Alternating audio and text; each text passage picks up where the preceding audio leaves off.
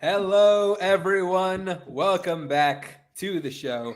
I'm your host, Chance Ellison. Joining me, Jacob London, Jeffrey Kahn. We are all very happy. We needed something to balance it out. Every yin needs a yang. Every Joker needs a Batman. So that's why we brought in Matt Thomas to come in, keep us grounded, help us build character. You just want to pick. I'm pretty sure originally it was supposed to be next Tuesday because he said the show following this game. Yeah, because your two teams are facing each other. Actually, no. I have Harley coming back next week. Okay. When I came on last time to celebrate the Watson injury, you brought up that week's. It's a Browns takeover apparently. Yeah. But yes, we are here to talk all about the goings on of the NFL Week 11. Obviously, we're going to be talking about some games more than others. Really? That goes without saying. Really? Buckle up, let the propaganda flow, and let's get into it. All right. So we don't need to talk about this first one. It was Thursday night game. Don't need to talk about that much. No. Bring it back. Let me just say this. Now, I'm not gonna have Jacob cop to anything because I feel like he's already said it, and we know the next time he's going. For sins. But we already know the next time he's going to say something. What's funny is the fact that he refuses now to say anything about the Eagles, even when they're playing really badly. He's just like, nope, not gonna say it. I have nothing to say now. I have nothing to say against this team. As I said in our group chat, my single biggest nightmare right now, my single biggest nightmare more than anything in the world, the thing that is keeping me up at night is Super Bowl. Is this no? They beat the Bills to win the Super Bowl. That is keeping me. Lord. That is my nightmare. Is that the Bills make the Super Bowl this year and they lose to the Eagles? That is my nightmare. Yeah, I'll do it. Any other year is fine. It can't be this year. It cannot be this year. I will lose 56-6 to the Lions in the Super Bowl. I don't care. I will live with because it's the Lions and they've earned it. It cannot be the Eagles, not this year. It can't be. It can't be Sirianni. It just can't. Yeah, I mean, I get it. I get it. What I will say, though, two things. One, Saquon Barkley, I think arguably the best offseason pickup of the year. Oh, easy. Oh, that Hard Knocks hits a little bit differently from the Oh, my God.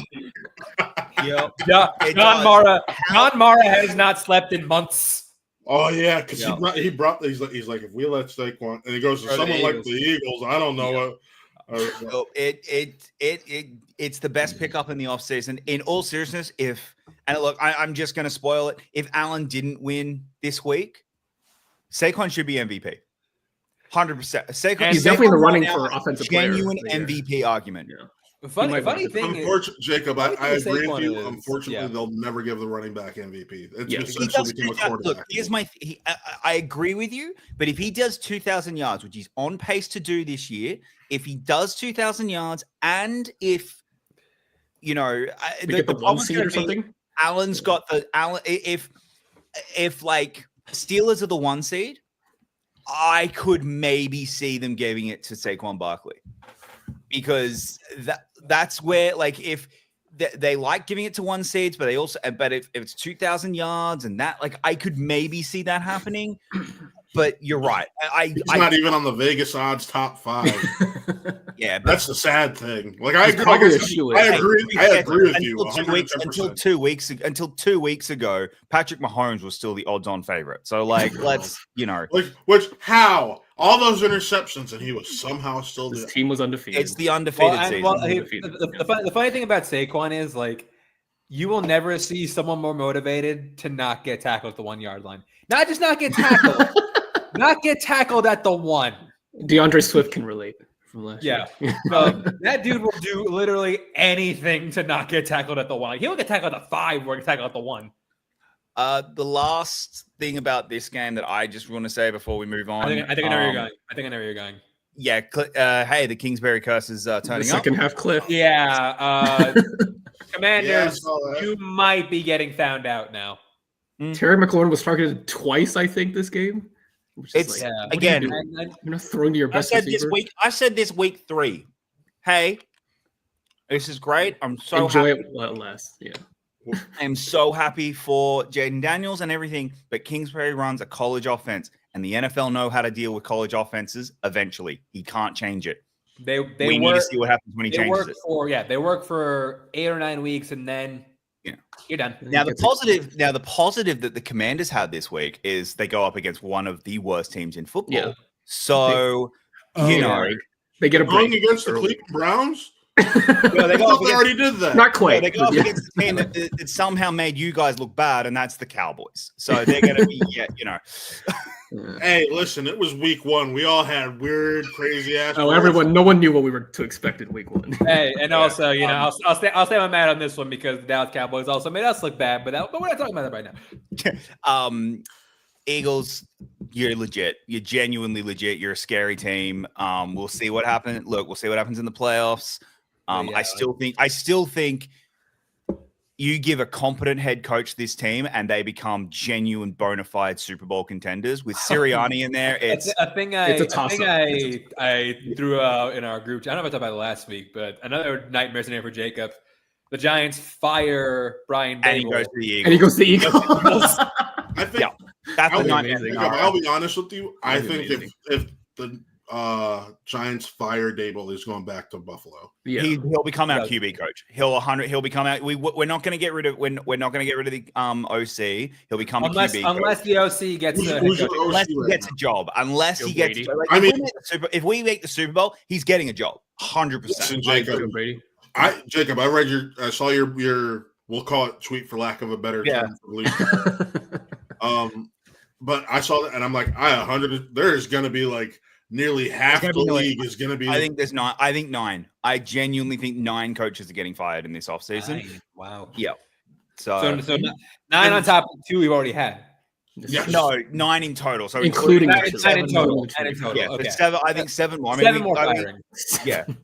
We'll get to when we talk about Sunday Night Football. I'll go through the list. But yeah, I mean, my big take for firings has already been proven wrong. I said we would have no midseason firings this year. Boy, I did We not. had 2 and we're we probably could getting have 3. a third. We probably Listen. should have had a third already. For I some know reason, somehow we we have- have not had a third. For Listen, some listen, reason, we have not had a Listen, third. I know let's actually Deacon go- has to be celebrating because the Jets had 2 midseason firings. Yeah. That's Well, true. actually, okay. Let's go to Let's go to that game as what should have been the third firing this week instead of the other one.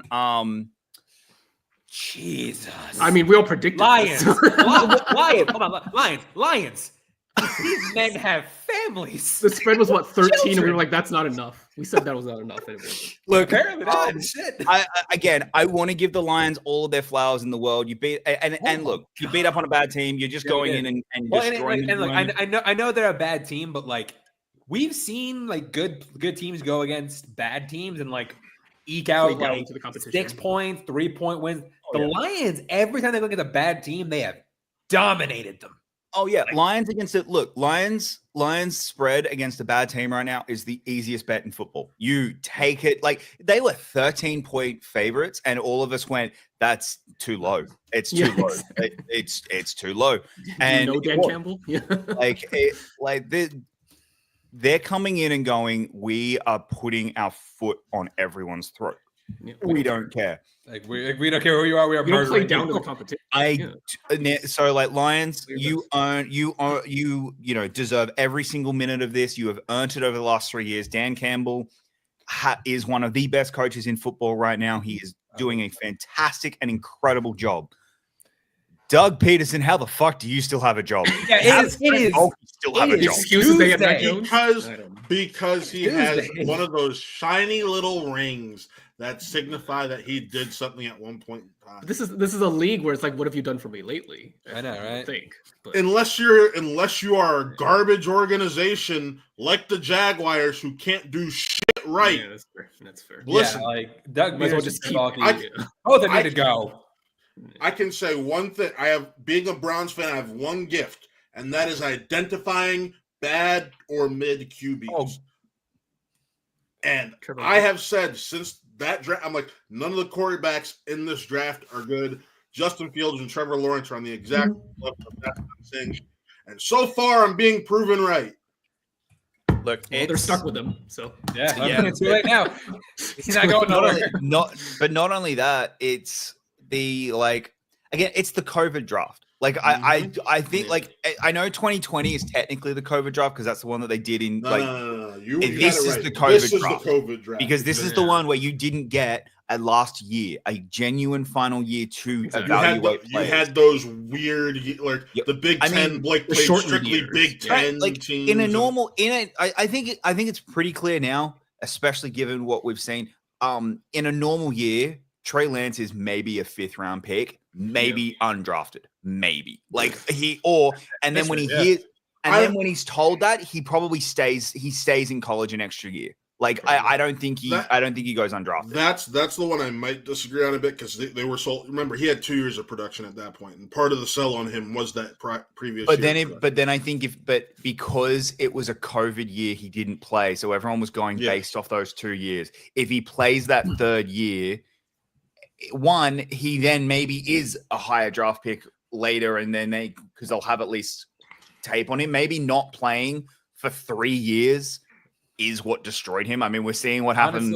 Honestly, I mean, look at Deshaun Watson. I was gonna say that a redraft of this whole draft would be like a lot of fun to do with the offseason. So. Oh, that's a good one. You want to? Yeah. Who are the QBs in that draft? This is 2021 draft. It's Lawrence, Wilson, Lance, Jones, and Fields. Those are like the big 5. Those are the 5, and there's no one else. It's not like there's a Brock Purdy or someone lying lower down where it's where you hit gold. There's no one. It is sad when you can argue that the top 2 QBs from that draft are Justin Fields and Trevor Lawrence. Fields is number 1. Right now, yeah, I would agree. Number 1 is not even starting. Which isn't actually. I say he's number 1 based off of pure overall talent, off of ability. Yes, sure, off of ability. Actually, no, I would go Lawrence. Sorry, I would still go Lawrence. I can't go Lawrence because here's the thing: Chicago is proving right now with what they're doing with that fucking diva who I can't stand. It's Justin Fields all over again. It is the same thing. I would go, but also Trevor Lawrence doesn't do what Justin Fields does in that Steelers game, which we'll talk about at some point. But that's again, his football IQ is awful. He does not have football IQ. We're currently trying to beat that into him, but we'll get there. Again, eventually. You need to fire your coach. Doug Peterson is 100% gone at the end of this season. He will not be there. The question he should be gone already. I don't know why he's still here. We don't know how he's. Trent Baalke has to be gone as well. There is no chance Trent Baalke can stay on as GM, right? No chance. Reset. No, absolutely not. If I'm Shad Khan, I am bitch like both of them and sending them out. I'm bitch like both of them, bringing in Tony Khan, hitting them both with a chair, and sending them out. Right now, Shad is just trying to figure out where his stadium in London's going to be. So I think it's pretty the clear the NFL's not going to Europe. They're going to just do international rounds. They're not going to Europe. I know. As much as I thought they would, I think it's become pretty clear they're not going. Shad is the one who wants to go to Europe. Is my point. I don't think they should just make a team of all the players we don't want. Everybody who's in that get that son of a bitch off the field tier. Send them to Europe. It's just all quarterbacks.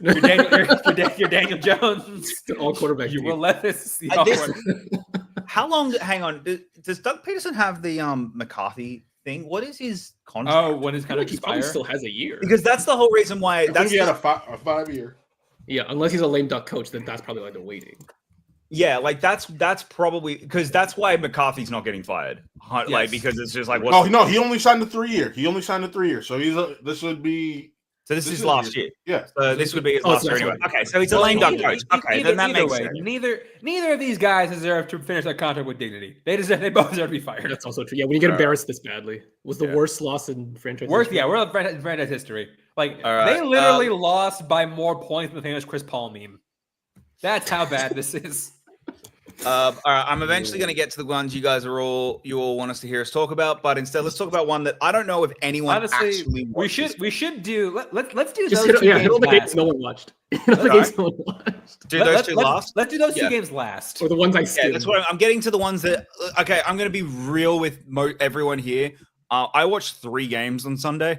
That was it. Like I didn't have Red Zone on. This is one of the first I didn't have Red Zone on. I'm right there with you. I watched highlights because I had my screening of Wicked. So, like, it pissed me off. My screening of Wicked was at 2 p.m. on a Sunday. Oh, I mean, shit. Hey, Wicked did you a favor? Yes, I did. Honestly, I have YouTube TV, so I was watching the Browns a little bit before my screening. But yeah, Wicked did me a fucking favor. During trailers, he was just peeking at his video. Oh, no trailers. So let's just go to I think the game literally no one watched to the point where I didn't even get the Grossi jokes. Vikings and Titans. Apparently there was flags in this game. I didn't. Oh yeah, no, like Tennessee got penalized like a motherfucker. Like I don't know the full count, but I'm pretty sure they're the most penalized team of the weekend. They were penalized on petty shit. Like 13 penalties for almost 100 yards on the day. That is fucking awful. We did get the longest touchdown pass of the year in this game. Did. From Will Levis. I think he's not giving you memes. He's giving you actual highlights. Yeah, I know, right? Like has marinating destroyed the meme lord Will Levis? Exactly. So here's my thing. Injury? Here's the thing as well that I'm going in my list of teams that are getting fired. Jacob, where'd you like? There you go.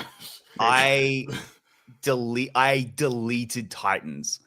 I'm still 50-50 on if he's a first-year coach. Yeah, they're gonna you can't admit so bad. They're not so bad. I know. It's not him who's bad. And honestly, listen, all I gotta say is he's another OC who didn't call the plays. What OC couldn't get a head coaching job, and who was able to? What's the difference there? You're talking about the enemy? Yeah. But I will say with the Titans, like. The only way you get fired in your first year as a head coach if you're just like outrightly terrible. You're 0-17. Yeah, if you're like that fucking bad, and even then, maybe not big, but like. Well, Urban Meyer has to give him one more year, and if he's Urban Meyer was just like an outright terrible head coach. I think you have to be outright horrific to be fired mid-season in your first year. That I agree with, but I think coaches get fired in their first year. No, they do. They do. The only one I can think of was that coach in Arizona like 5-6 years ago. Steve Wilkes? No, that's got fired for a year. It was the Rosen rookie year. Yeah, Wilkes. Wilkes had 1 year. Wilkes had 1 year, and they canceled. No, well, okay. So Urban Meyer had 1 year. It's happened once. The last 5 years have Hackett, Wilkes. Hackett was one. David Culley. Culley was the Texans did it 3 years in a row. Twice. They did it twice. They did it 3 years. They did it 3 times in a row. No, twice. No, just twice. Twice where it was a 1 year coach. I thought it was one. I thought it was 3 in a row. Yeah. Okay. No, they fired Cornell after they fired Bill O'Brien, but Cornell did right. Anyway. Sorry, I forgot about that. Yeah, Bill O'Brien wasn't. What they did do is fire 3 black head coaches in a row, which. That was what people. And this is the difference. Brian Callahan is white, so he was still getting. That's what I'm saying. That's what I'm saying, Con. He'll get 1 more year. This was the most recent one. He was Frank only Reich. 1 year. Frank Reich. Frank Reich was only 1 year. Forgot about it. And he was fired once he was over.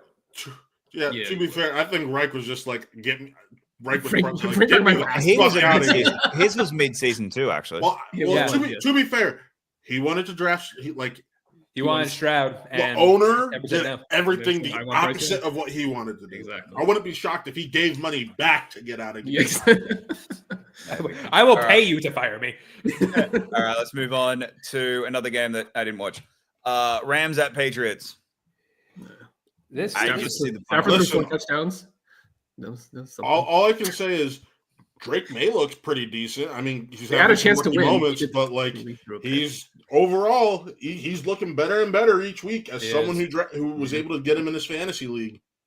As soon as I know, I'm scared. He's scared of Drake May. But yeah, no, I mean, I think Drake May is he's playing really well, and that's a surprise to me because the last few UNC quarterbacks didn't really pan out. Oh, yeah, Trubisky. Well, Trubisky and also Sam Howell. Sam Howell also went to UNC. Well, he panned out a little I bit. can't say Sam didn't pan out. I think He Sam actually started almost a full year. Yeah, he started almost a full year and was honestly pretty He's not decent.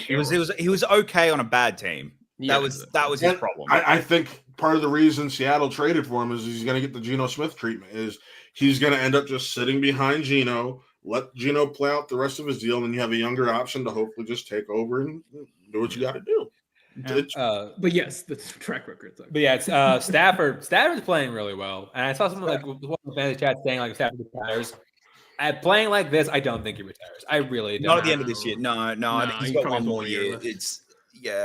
Look, Stafford's probably got another year in him. The biggest issue, like the pull your hair out part of Stafford is every now and then he'll have a game like last week where you're just like, what the hell are you doing, dude? Like, what is going on? The old man will show up. Yeah, and it's infuriating. But then he plays He's also capable of this. again, and then he plays bad teams and he looks really, really good. So Yeah. I mean, look, the Rams are solid teams this year, but yeah. The Rams aren't making the playoffs. I get that the East is really compact, but I don't think they're making West. Sorry, is really, really compact. I think there's one team coming out of the West at this point. I don't know if any of them are at this point. Yes, problem is right now they're all so like bunched together, so they still have a chance. They still have a chance. They do. The problem again, the problem that them and the 49ers have is their divisional record is terrible. Oh, yeah, they both lost. Not necessarily. I mean, the Rams are only 2-1 in the division. Oh, sorry, yeah, and then the Seahawks, and then it's the Niners and the Seahawks that had the problem. Yeah, the Rams are only like a half game behind the Cardinals, the first place in the West. So no, they're a game and a half. They're a game and a half because they lost to the Rams. They beat the Rams. The Rams. Sorry, yes, game and a half. Yeah, game and a half behind the Cardinals. So honestly, they're not out of it yet. And looking at their schedule coming up, give me 1 second. I don't think it's particularly. Is it not easy? Am I thinking the wrong person? They play us. They play us at some point. Oh, I'm wrong. I'm wrong. This is half good. This is very tough. Yeah. It's half good. Yeah, they go Eagles. Yeah, they got Eagles on Sunday night this week. They play the Bills. They play the Niners. They play the Cardinals and the Seahawks. So they've still got 3 division games plus the Bills plus the Eagles. They at least get the Jets and the Saints. So there's 2 wins. There's 2 more wins. Yeah. But this is a game that like literally nobody's talking about. The fact that Stafford played really well. And thank you. Moving on. Raiders at Dolphins. This game I did watch some of. Jonnu Smith game. Jonnu Smith stunk to the league. Arthur Smith watching erect. Raiders just forgot to cover Jonnu Smith apparently on that final touchdown. Can someone just kill this Dolphins team, please, this weekend? I'm begging you. Because they're making a playoff push now. No, I don't. It's not a real push. They're too far. I know, but they're. Yeah, I think the problem that the Dolphins are going to have is they need either Broncos or Ravens to completely shit the bed from here on in, and I don't think either of them are going to do it. Well, actually, for one of the teams, it's very possible. For one of the teams, that is very possible. I'm about to say for the Ravens, I'd say it's the Ravens. Look, it's possible the Ravens. Really? You think the Ravens have a better chance of like miffing than yes, because their pass defense is Swiss fucking cheese. The problem, here's the problem. The Broncos have a very easy schedule. They go the Raiders, the Browns, the Colts, Chargers is a tough game, Bengals, and then Chiefs in week 18. Might not matter. Yeah. So I will say this: just lose one game. Yeah. I don't know about the Browns, and it's not because I don't believe in the Broncos. It's only because you have Bo Nix is a rookie quarterback, and Jim Schwartz feasts on those. And I get, and look, so I don't think they're going to go undefeated there, but I'm just saying. I think that one was going to be a little bit tougher than people think. But the problem is the Dolphins are 2 games behind the Broncos right now, so they have to win everything, and like Dolphins have a nice schedule: Patriots, Packers, Jets, Texans, 49ers, Browns, Jets again. That's not Listen. easy. It's not terrible. It's not insane, but it's not easy. I think broker games the Jets can win. Now, and here's what I will say about this game also. If there's a threat to Jaden Daniels for Offensive Rookie of the Year, it's not necessarily Marvin Harrison Jr. It's Bowers. It's Bowers.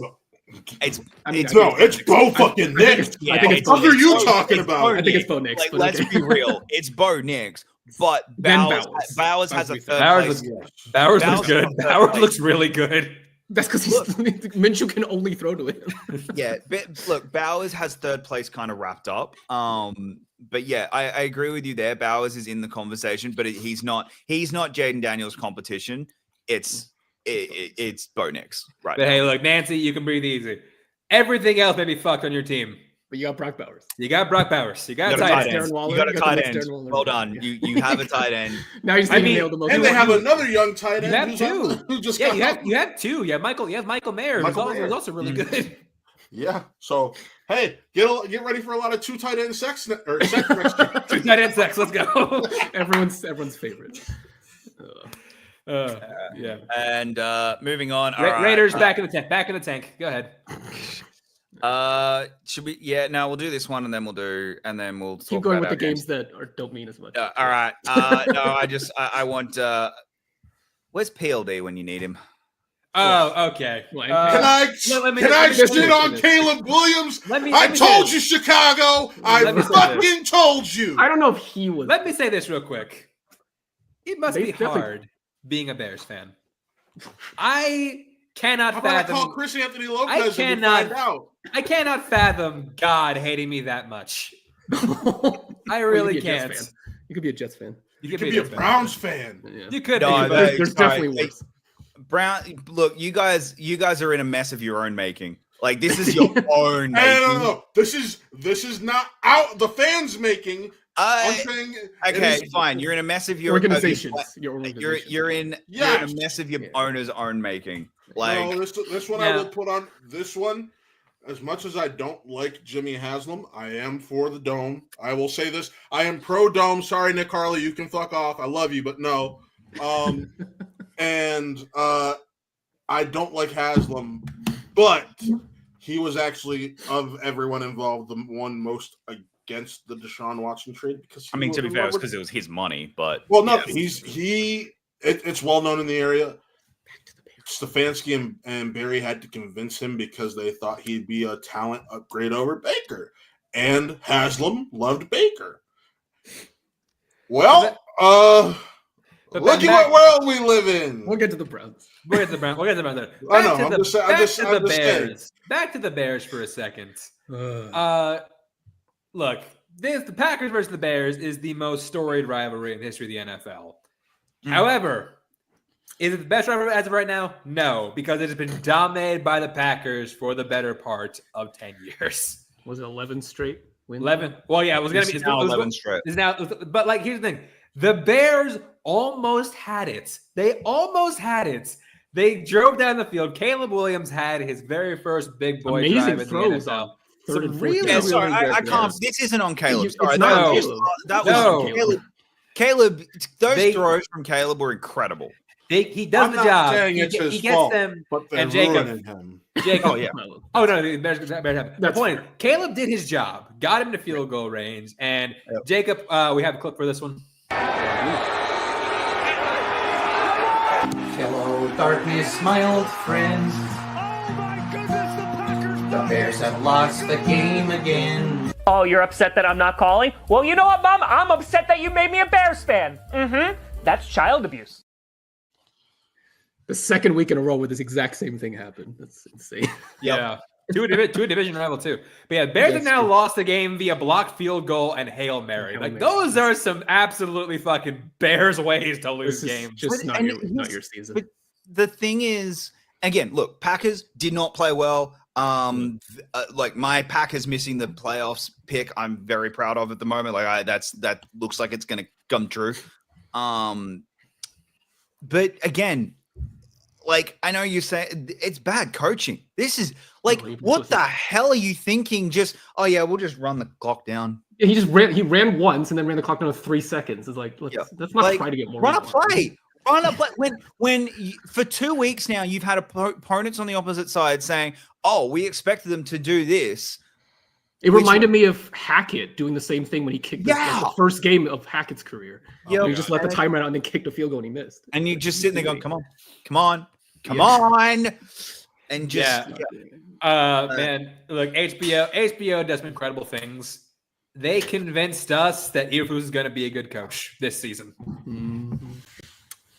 I mean, for the that's 2 daughters. I can say that. That defense was that good. It did. Like, it was like, oh, this defense is incredible. It's Caleb who's still got some growing pains, but the defense isn't that great anymore. And like, they're clearly not paying for him. The Hail Mary broke this team. 100%. The Hail Mary broke this team. Yeah, remember how last year the week 1 loss to the Packers just killed the entire season? This year's the Hail Mary. Hail Mary destroyed this team. Just killed it. Just absolutely murdered this team, and they're never going to get back. And if the Bears want, and at this point, the reason why I don't think they fire Eberflus right now is we want the higher draft pick, right? If we sat, and again, I know the Bears have never done it before, and that's probably the real reason is that they've never done it before, and they've got that little bit of pride about we've never done it, so we're not going to do it. If you actually fired Eberflus right now, I think this team starts winning games. I think I think he is such a cancer in this organization right now that cutting it out would actually help. And we saw it with Caleb. Like this one, they simplified the game plan for him a lot. They let him run too. Yeah, they let him run, and it was like, oh, we're back to USC. Okay, yep, I've seen this. This is USC. It was working for the most part. Yeah, it was. And look, here's the thing: you can't build an NFL quarterback around that way. Like he couldn't do that all year and forever. Right. But to build his confidence back, yes, it was the right decision. They had to do that, and this is the type of thing that in a lost season, this is what we're doing. We're just going to build his confidence back and get him back working. And then this happens, and it's like, cool, yep. And yeah, I don't know. I really don't know with this team. I don't know what they're going to do. I don't know who you're hiring as well because we're not getting Ben Johnson, that's for sure. They're not getting Ben Johnson. It has to be an offensive-minded coach. It does. You know what? Yeah, you know who I can see coming here? Joe Brady. Oh, Joe Brady. No, Joe Brady, the one that the biggest rumor right now, and it's such a Bears move, and I could see Kingsbury. It's either Kingsbury or you deserve everything if you do that. It's Kingsbury or they go get Lincoln Riley. They get Lincoln Riley from USC. Either of those won't have a defense. Either of those is a Bears move, but that's what I mean. Yeah, that's what I could see them doing that, and it's just like, oh, this is gonna be dumb. And look,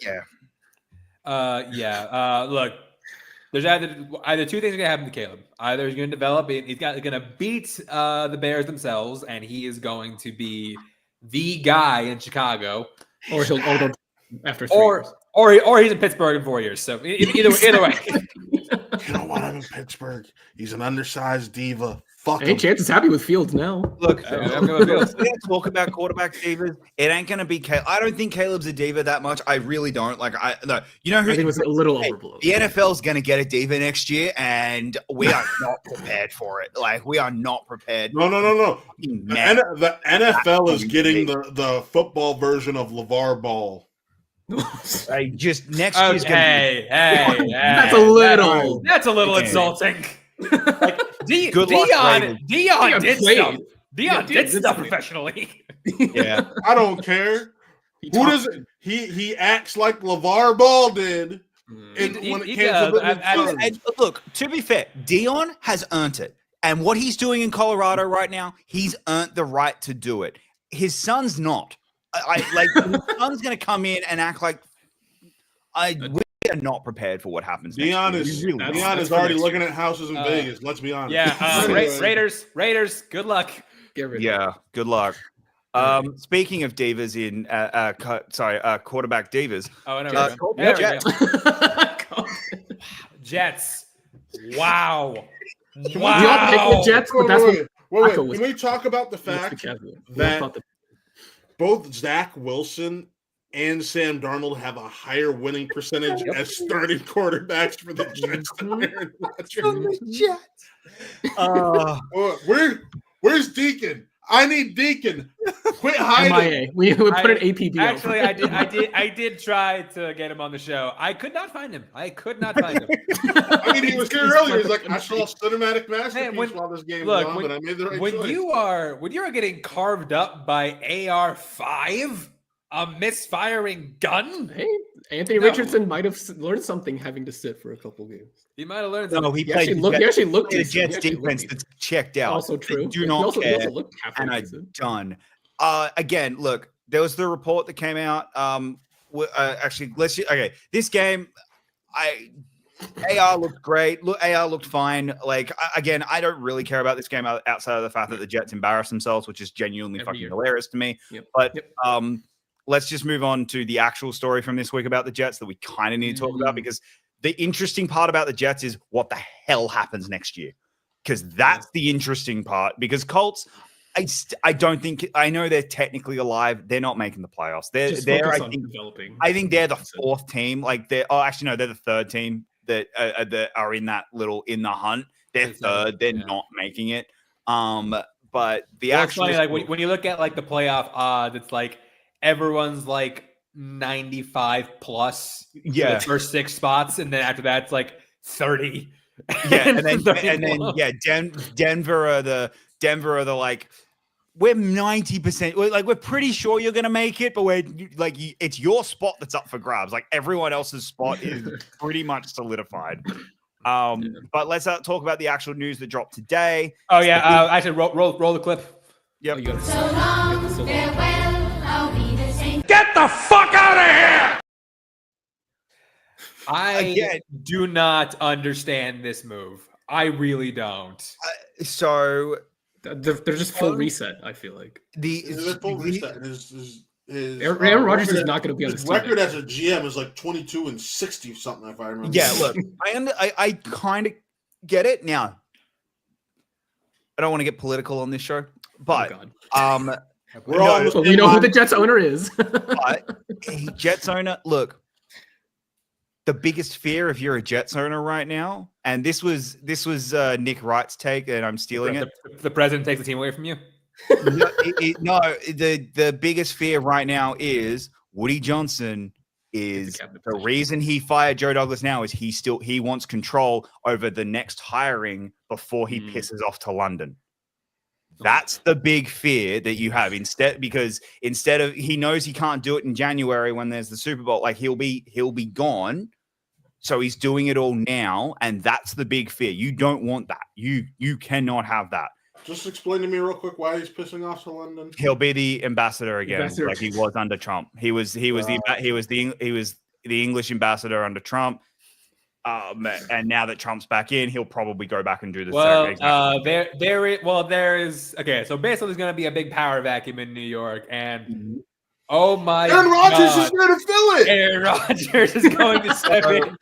Aaron Rodgers, GM, head coach, and the quarterback, and owner, and quarterback. I'm ready to see Nathaniel Hackett be the head coach. And there comes the story that I think's coming out of this. It's a $40 million dead cap hit next season. If they cut Aaron Rodgers, and again, most people don't believe Aaron Rodgers is getting cut. They think he's coming back next year. The prevailing theory is Aaron Rodgers is coming back next year. And that Aaron Rodgers wants to come back too. That's the prevailing theory right now. He has stated he wants to come back. There's no theory. That is evidence. Yeah. So if he does, this is the worst job in football by a country mile. And if Rodgers, yes. If he's gone, it's a much better job. Okay, whoever they hire as GM, the first question is going to be by any GM is going to be, can I fire the quarterback? Yeah. If that is not the first question from the GM, he should not be the GM that you hire. Mm-hmm. Because that is do I have control over my roster? If he says no, if the answer to that is no, you have to keep Aaron Rodgers. you're not no GM worth their salt is taking this job. It's not worth it. It's just straight up not worth it. And that will mean Nathaniel Hackett will be head coach next year because no coach is taking this job. It's not worth the risk, especially for a coordinator for their first time or something. No way in hell are you taking this gig. It's just not worth it. Hey, maybe Pat Shermer will want to coach again, right?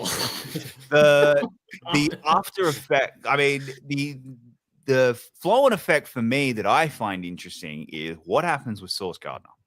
Because that's now a question mark. Trade him for picks. That's what I mean. Do you trade him? I think right now you have to trade him, and you maybe get a second or something for him. No, you're gonna get multiple. You can get a first round pick. You're gonna get first. But he so clearly wants off that team. He will so clearly get traded for multiple first round picks. Yeah. I don't know if it'll be multiple. I really don't. I think it'll be a. It might be a contender will give a first, but it won't be multiple. It'll be multiple for two reasons, or one reason and one reason alone. It is Ramsey. A controllable contract for arguably a top 3 corner in the league. I mean, like I honestly think he's better than a prime Ramsey, and a prime Ramsey got two first. That's fair. Also, Douglas being fired. I don't know if he's going to get a gig anywhere else. I think he would. If you hear me out. He did. Drafted Sauce Gardner. So yeah. I was about to say, hear me out. You know, the Cardinals always fire their head coaches and GMs. He might get a shot there. I'm kidding. Yeah, Cardinals. You might. Look, there's always going to be a Jags are going to be looking for a GM most likely. There's always teams that need. Yeah, no, like Joe Douglas, like it was from a drafting perspective and a talent acquisition. For the most part, he hit. Yeah, he had his look when he missed. Holy fuck! But when he hit in the draft, oh my god, he hit. The highs and lows. So look, Jets. Wait, there's no in between. Yeah, right now, Jets. You are praying to God that Aaron Rodgers says, "Yeah, I want to retire," because if he doesn't, you're in for a rough year next year. I don't know what. Look. If Aaron Rodgers comes back, I give the Jets all the primetime games. They're going to be must-watch television next year. Please no. Why do you hate the rest of America? They are going to be the funniest show on turf, and I want to see all of it. They're going to be so miserable it won't be funny anymore. Yeah, it won't be. It won't because people get what made me so angry at the Jets this season was that everyone kept talking about them. They're a bad football team. I don't want to talk about them. I don't want to watch them. I don't care. They're a bad football team. Like a really, really, really, really, really bad football team. That at least this week we don't have to because they're on bye. All right. Speaking of a bad football team, I'm sorry, Matt. I mean, it's 2 bad football teams, really. I mean, look, listen, but Jacob. And Darren Rizzi is undefeated. Jacob, let me say a few things. One, I am always fortunate enough that I have 2 favorite football teams. I just can only root for 15 games out of the year. 2, I live in Cleveland, Ohio. We have the best team in the NBA right now. So I've been in basketball mode since October 20th. Ignorance is bliss. I stepped out as, we beat the Ravens. Cool. That next game, I was like, all right, cool, bye. I'll take my victories when I can get them. Bye. Yeah, I mean, you beating the Ravens helped a lot of other fan bases. I will admit. Hit the jump shot, leave the court.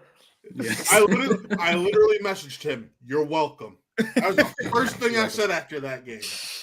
So this game you got carved up by Taysom Hill. 34-year-old white man. You got carved up. I will say Taysom Hill So here, fun fact. No, literally, my stonks of the week is Taysom Hill. It's Taysom Hill. Wait. I am about to make you guys laugh at my franchise even more. Okay. Fun fact: this Browns team has only scored. This Browns team has only scored 20 points once this season. Okay. The expansion team Browns scored more than 20 points about 4 times in their season. The 0-16 Browns scored more than 20 points. The 1-15 Browns scored more than 20 points multiple fucking times. Hey, still tight. Jacob, I know we talked about this because I remember when we hired Ken Dorsey, what was the first thing you said to me? I'm sorry. Fucking luck. I'm sorry. No, he said good fucking luck. Exactly like that. My condolences. Now here, fun fact, and this has been a well-known thing in the sports circles. Dorsey was forced onto Stefanski. The Haslams forced the Van Pelt firing. So the rumors right now are that Stefanski's job is safe, and they'll actually let him pick his OC this offseason. No. He got to go. I think there just needs to be new blood. I think at this point, like, you just kind of need to blow it all up and put. Hey, new Jacob, blood in. Teams will line up to hire Stefanski. Yeah, I know. That's the thing. Teams will line up to hire him, and you don't want to be left holding a bag of shit. Yeah. At the end of the day, a couple seasons ago, Buffalo fucking sucked. Did they give up on McDermott? No, but that. No, but Jacob thinks they should. Yeah, hey, wait. No. We sucked. I know.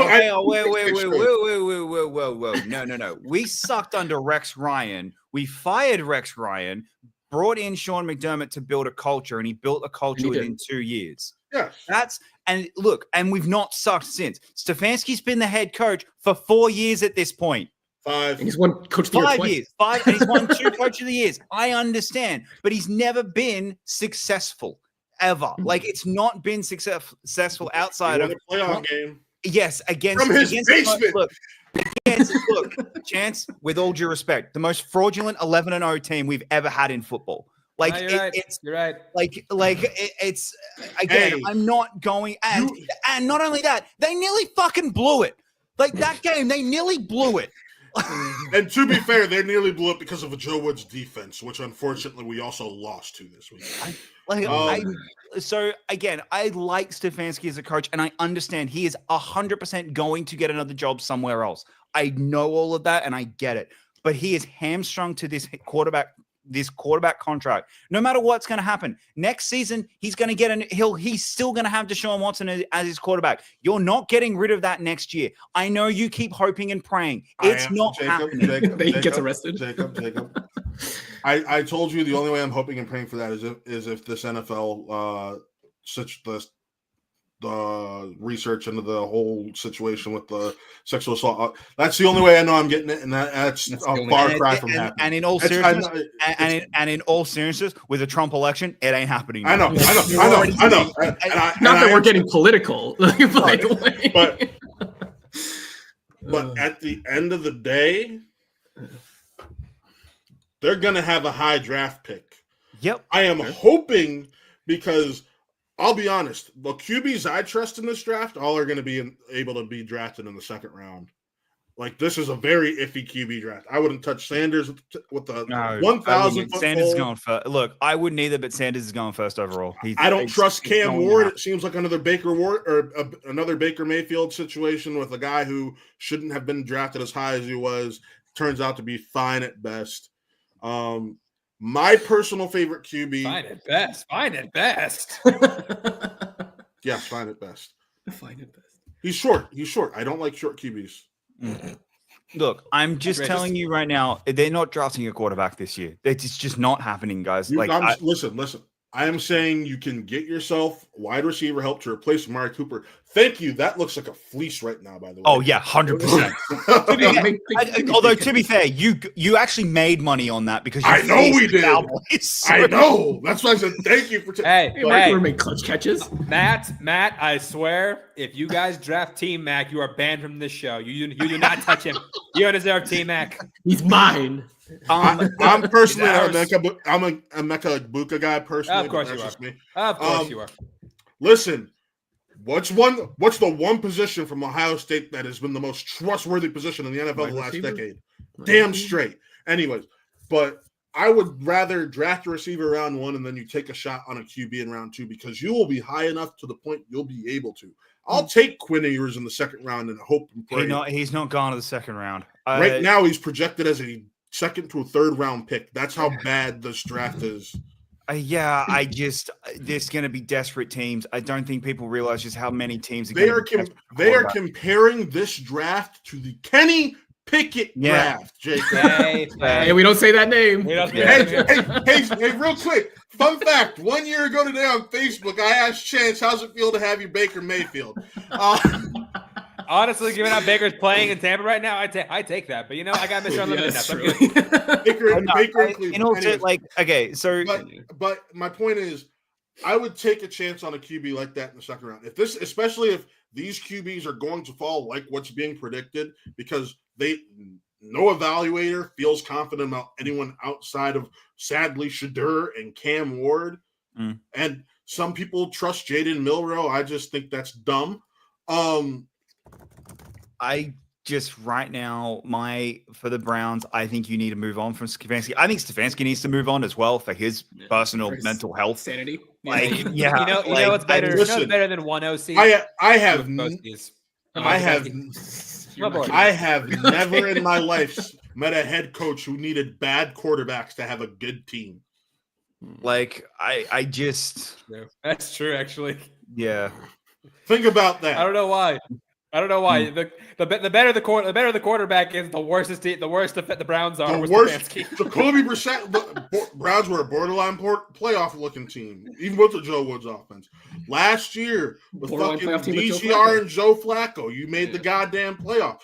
He takes subpar Case Keenum when he was in subpar. So it's MVP. It's a Kyle Shanahan. Yeah, that makes sense. Yeah. Like I said, look, I think he needs to move on just for. I think this team needs a reboot. I think you need to go get someone for a 1 year kind of stopgap coach for 1 year and try and rebuild a culture in that place. But yeah, I think it's time to move on. The Saints, congratulations on this win. It means nothing. Like, you guys still suck. Hey. Hey, they're Taysom Hill once again proved he's the greatest Jets. player. This is what should happen when you fire your coach. They've won more games with their new head coach in 2 weeks than the Jets have in 6. Exactly.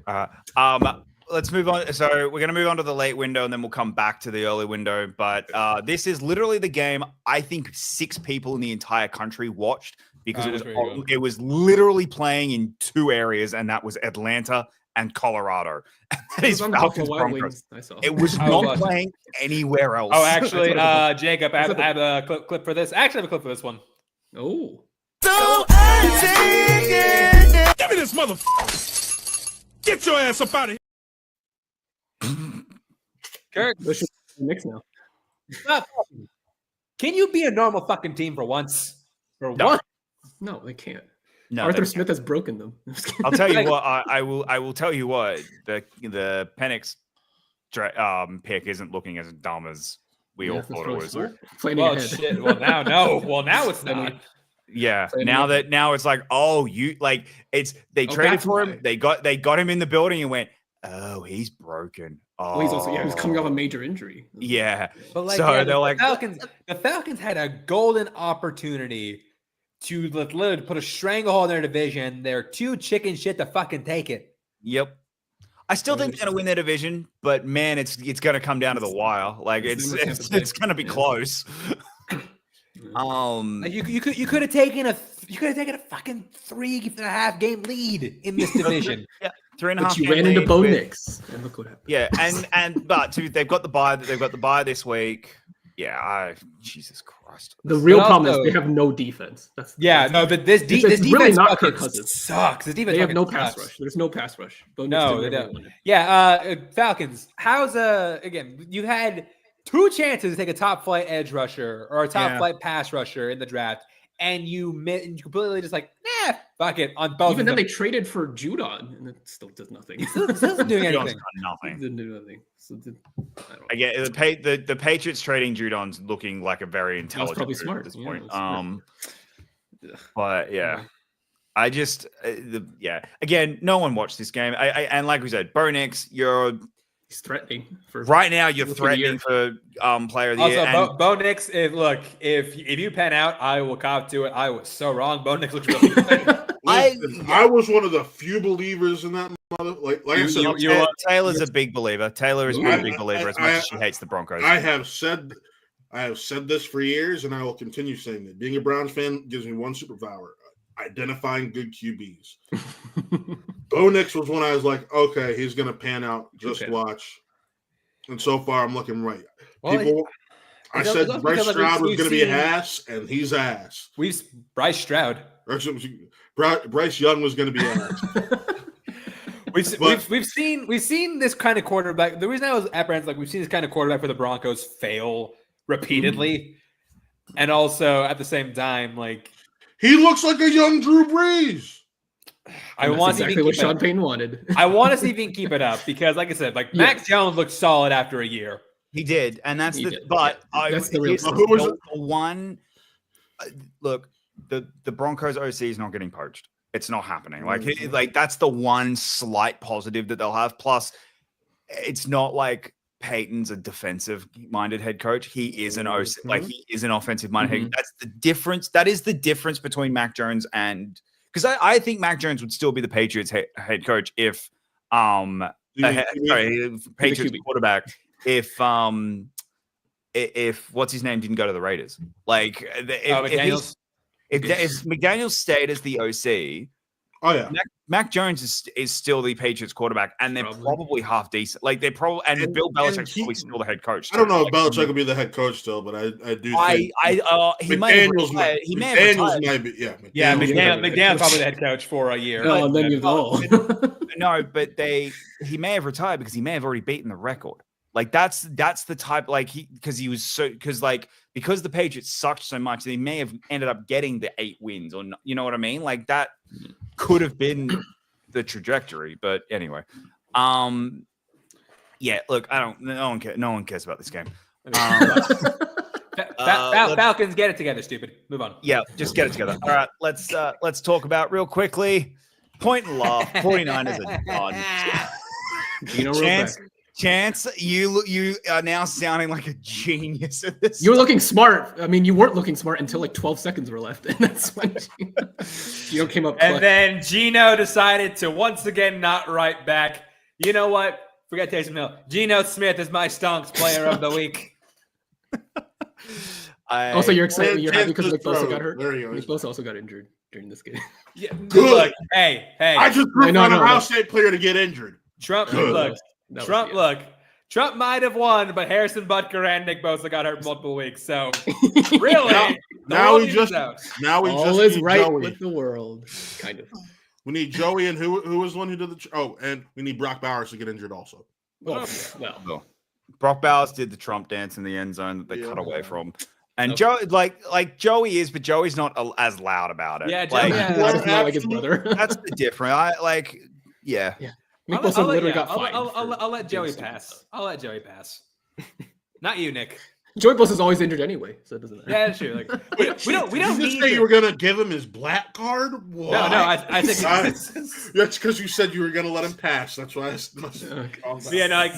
Bosa's cursing enough. We don't got to do anything else to him. I mean, he's got to play for a Michigan head coach that's got to be killing him.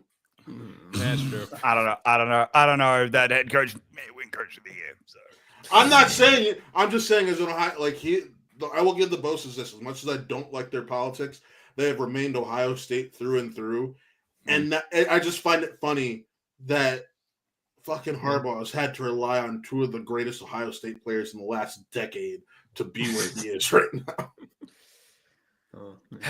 Anyway. 49ers missing the playoffs. Straight up. Yep. They're missing the playoffs. I don't know if at this rate, yes. That schedule's a bitch. That schedule is a bitch for them. And they have to, and not only that, they don't have any tiebreakers. So they have to be they have to be the best record. So they're not going to just be able to rely on a win. You know what I mean? They're in trouble. Yeah. They're in real trouble. Which also means, Purdy's not getting paid this offseason. I think he's going to get paid because he's not getting paid he's not getting paid a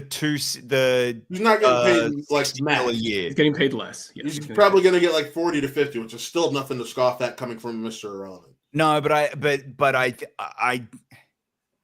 I'm wondering if there's going to be if the Baker thing's going to happen.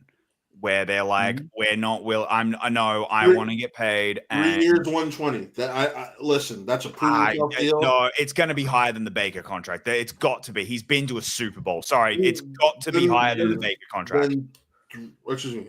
It'd be. I reckon. Look, 3 years, 3 years, 150. Yeah. 3 years, 150. I could see 50 million. That's I've done 40 to 50. So look, hey, you were the last pick in the draft. We will give you money for rent and a ride home. That's it. To be fair, that's what they've been paying him now. Yeah, any contract he'll take. We will continue. To be fair, I'll take 3 years, 60 million. The thing that may still get him the big money, Jacob, is he has done a great job himself of keeping the 49ers in these games. I don't know if this loss is on Purdy. I don't know. Okay. I'm just talking about in general. In general, he has done a good job of keeping them. It's mostly not his fault. No. Leave Purdy alone, okay? Not everybody can do it with only 4 All-Pros in their offense, okay? Thank you. I'm sorry. Kittle did not play. I'm not. I'm at some point. If Purdy wants to get paid the big bucks, you've got to do it with this. And you've got McCaffrey. You've got Debo. You've got to do it with one. You can't say he's got McCaffrey because he hasn't had him most of the year. What happened? Okay, what's happened the last 2 weeks? You've eked out a win against the Bucks and you've lost to the Seahawks.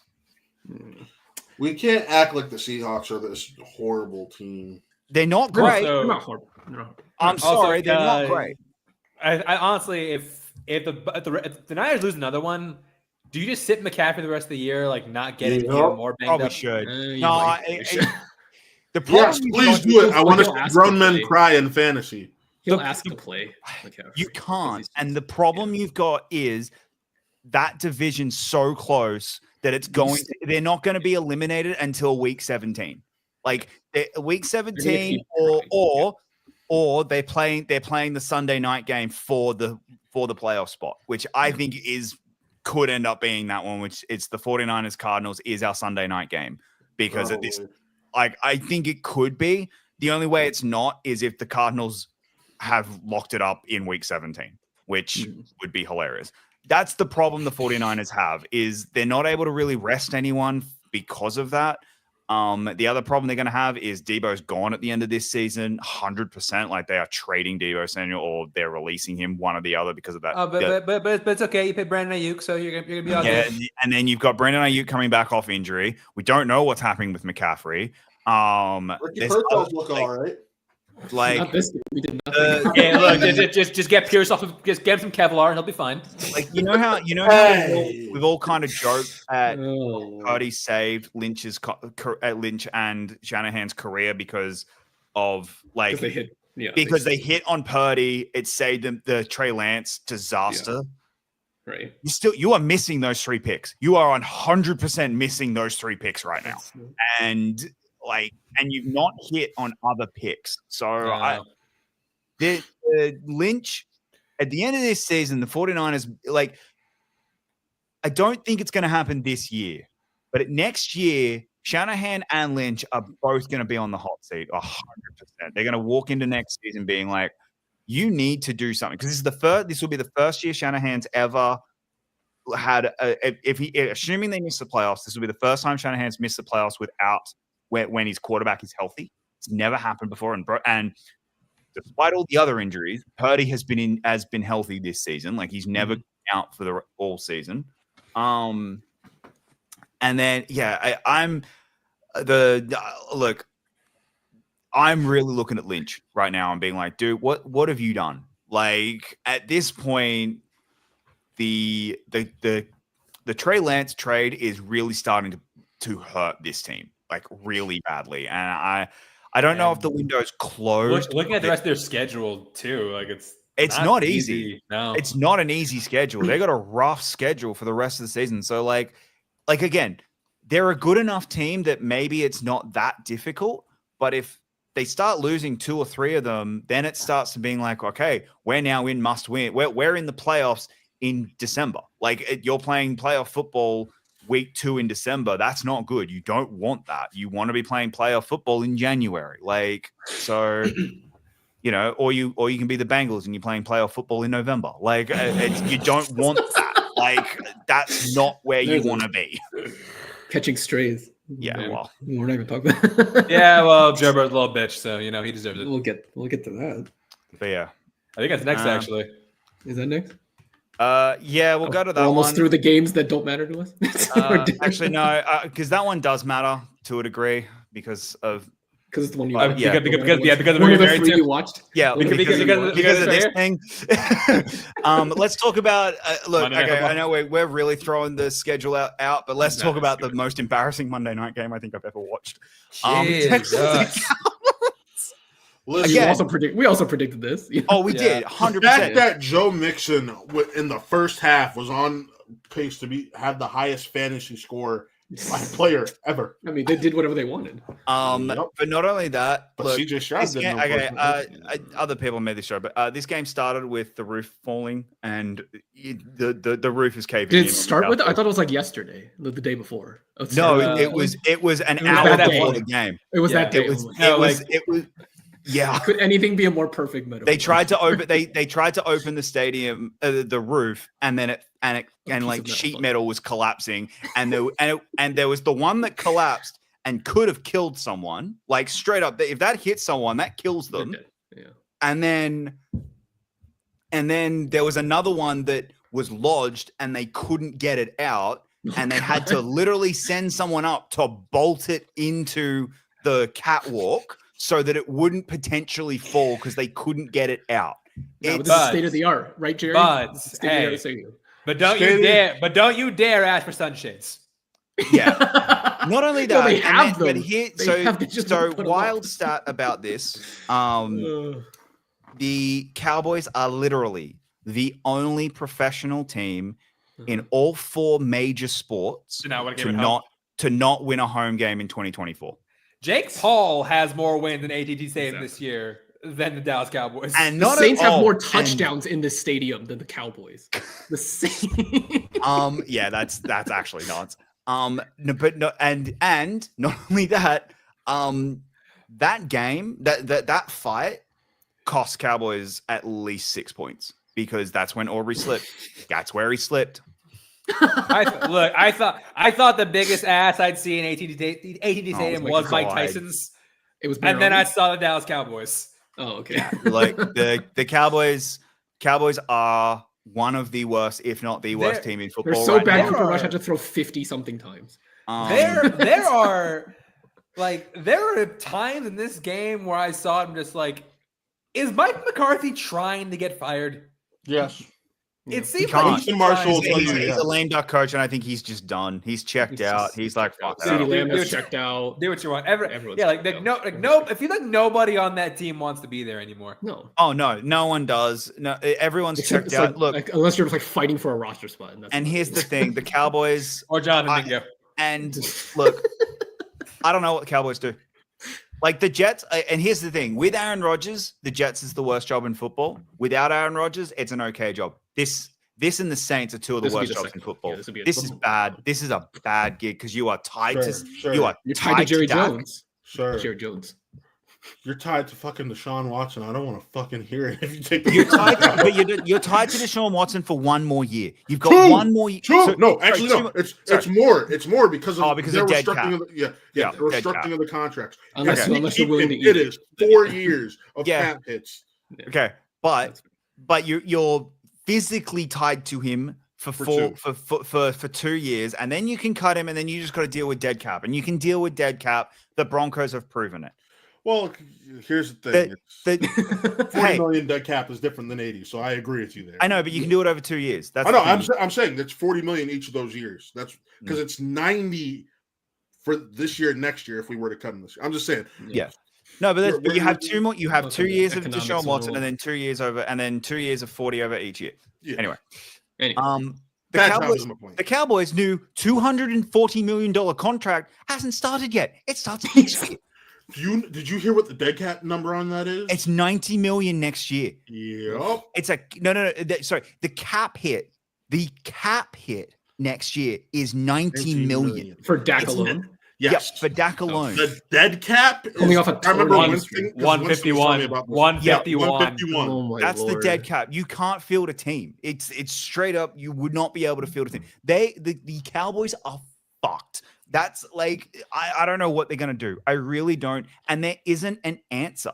Like, what they have to do is they have to hit in the draft. Yeah. The problem is they have- Jerry Jones is the GM. Yeah, and he's so not- they will and- not. and They'll hit one that's- pick out of the 10. That's the they problem. have. You are going. The thing is, they're going to have a top 5 pick.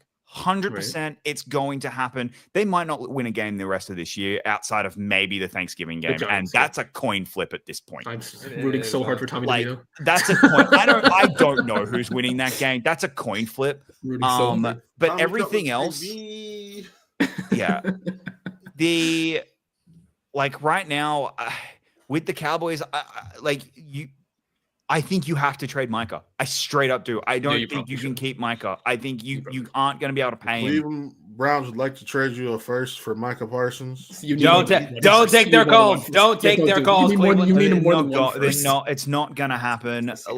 He's not going to. If Micah gets traded, he's not going to a bad team. He's going to go to he's He wants he's to win. he's Yes. going to go to a good because and this is what Hassan Reddick just did. He's going to do I'm not signing with you. Brandon Ayuk did it. I won't sign the contract. And if you can trade me, fine. I will sit out. And that's normally the time where I'd say Pittsburgh will take him. In this case, But you don't want Micah No. Parsons, do you? Yeah, that's you fair. don't want him. Not We what you have because we here's the don't thing, you'd have to need give Micah up 2. Parsons. Because here's the thing, Listen. he would be worth 2. He will Yes. demand 2, if not 3. And I don't, that's not worth it. Straight up, not worth it. What you have to pay him. Also, we have 3 great edge rushers, so we're good. Oh yeah, Steelers Yeah, don't. Yeah, need you don't him. really need him. The Even if you wanted Falcons him. Falcons are probably your most likely. Falcons is option. that's not a bad Falcons. pick. Falcons because are they definitely probably need gonna- it. Oh God, Falcons yes. will probably do it. The problem you got with that is that it's not as like the Cowboys are going to want a high pick, but there I isn't know, Cowboys I want know. The Eagles fans want him, but there's no way they trade him. There's in no way that trading with his happened. rival. No, I know. no I way. know. Jerry Jones. They is an saw what idiot. happened with Saquon. They're not. Yeah. Doing this. I know They- Jerry Jones is an idiot, but there's no way he does that. The one that I could potentially see, but I don't know if they could afford it, especially with their owner, is the Bengals because it's a high enough draft pick. Yep. And What about the Lions? Chances to win him in the division. no, because at that point, because it's going to be next year, and at that point they'll have Aiden back, and they'll have paid Aiden. But here's see, Aiden's only going to be on the third year of his deal. He'll be on pay. He'll be on Or- third. He'll be on his Fourth year. on his eligibility contract. That was what was so devastating about it. It Well, was no, he's no, now eligible to be paid. Well, no. So what I was getting at is he's still going to be on a rookie contract for 2 years. You Yeah, can you don't like You you're can not gonna- afford to play. You can afford in their position. You can afford to pay 2 edge rushers because what you're set up for is 2 years with Aiden on his rookie contract. Some devastating action with him and Micah together, and then you'll be able to play Micah in a few It's a years. fantasy. I good can't thing. I can't see that. And and the other reason the Cowboys aren't going to trade with the Lions after what the Lions did to them. Straight up, it's not gonna, like that. Ain't like no. And I'm not kidding. Also, they don't want divas in the locker room. But no, well, that too. He'd have to cancel the podcast. But like straight up, like Jerry Jones will have taken like the Cowboys will never trade with the Lions ever again after what they did. That's Jerry Jones will take that personally. And the that way this and- year's going, they can't trade with anyone because every team. Is well, embarrassing. no, I know, but like, okay, what you the trade Lions with did was a special kind of fuck. You. Yeah. I That got was you. a special kind. It's not On what Jerry everyone Jones' else- birthday too. Yeah. That's what I mean. Like that was a special kind of. No, we are just absolutely murdering you compared Because to what what happened the other year before. like the Texans last night. This score was closer than this. Like this Yeah. game was a lot closer than this It scoreline was. for Until the 3 Cowboys went quarters. full It was the Cowboys. final quarter that it blew out, and it became. And I will a- say this game did cost me a fantasy match. I was playing a guy. Oh, it won Yeah. me one. I was playing a guy. He had Nico Collins, who was doing nothing all night, and the Texas defense. I'm like, at a certain point, like, I'm winning. I'm gonna win. And then Cooper Rush fumbled the ball, and then Yeah. Tyler Guyton fumbled the ball, and the Texans picked up And for a they scored. touchdown. And then I lost. But like, And then I had to trust Cooper Rush to get a garbage time TD, and I knew that was a foolish ambition. Exactly. Other takeaway from this game for me though is that whoever's the fifth seed, if it's Steelers, if it's Ravens, or if it's Chargers, congratulations on your free playoff win. You know that O-line is so bad. The problem that like the one team that the Texans could maybe survive against is maybe the Broncos, and you're not playing the Broncos. Like they're not going to get to the fifth Broncos seed. just defense as a whole though was gonna. So, but like. But the part like any team that's got a competent pass rush is going to CJ is just not going to have the time, and that's the problem. Like CJ is not playing horrific. He's not playing like he did last year. The problem he's got is his O-line is trash, and like it's just he just does not have the same amount of time. So they're going, yeah. I do want to say real quick. The Texans will automatically be the 4 seed. Okay, that's what I'm sorry. That's what I'm trying to say. Whoever the fifth seed is, whoever the fifth seed is going to get a free. Whoever the fifth seed is, they're playing the Texans. Congratulations on your win. That's like, I wouldn't give that. Like that could be the Chargers. Yeah. Yep. The Chargers with Khalil Mack and Joey Bosa, they're winning that game. Yeah, they could Charger though. They could suffer from chargery. Here's the thing. It can also realistically be the Ravens and the Broncos, and I don't think the Ravens. Not the Broncos. Like the Broncos are not getting not with the tiebreaker from the Broncos. Like the Chargers it's literally have the tiebreaker. It's literally it's the Chargers, the Ravens, or the Steelers. One of those guys are getting the 5 seed. Yeah, it's one of those three, and all this three is of Steelers, them I are pray unique. for CJ Stroud. And all three of them are uniquely built to beat a team like the Texans. That's the thing. Like the Raven, you're right. The Ravens are their best bet. Unfortunately, they lost to them last year, and we saw that, and they're going to slaughter them. It's the Texans. Unfortunately, they're not winning a playoff game this year. It's just they have been decimated by injuries. That O-line is horrific. They went all in on this season, and it's blown up in their face. I get also, this is the second year in a row that we could have gotten the Diggs Bowl, and we don't because one of them's not playing. one of them tore their ACL. It's happened both years in a row. Good Lord, that's such a depressing stat. Yeah, I kind of find it slightly funny as a bit,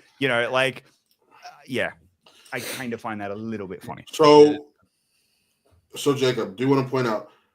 Right now, they don't own the tiebreaker over the Broncos. They play the Broncos one more time. But they already played them. And then, yes, you're right, that game, but they've already played them.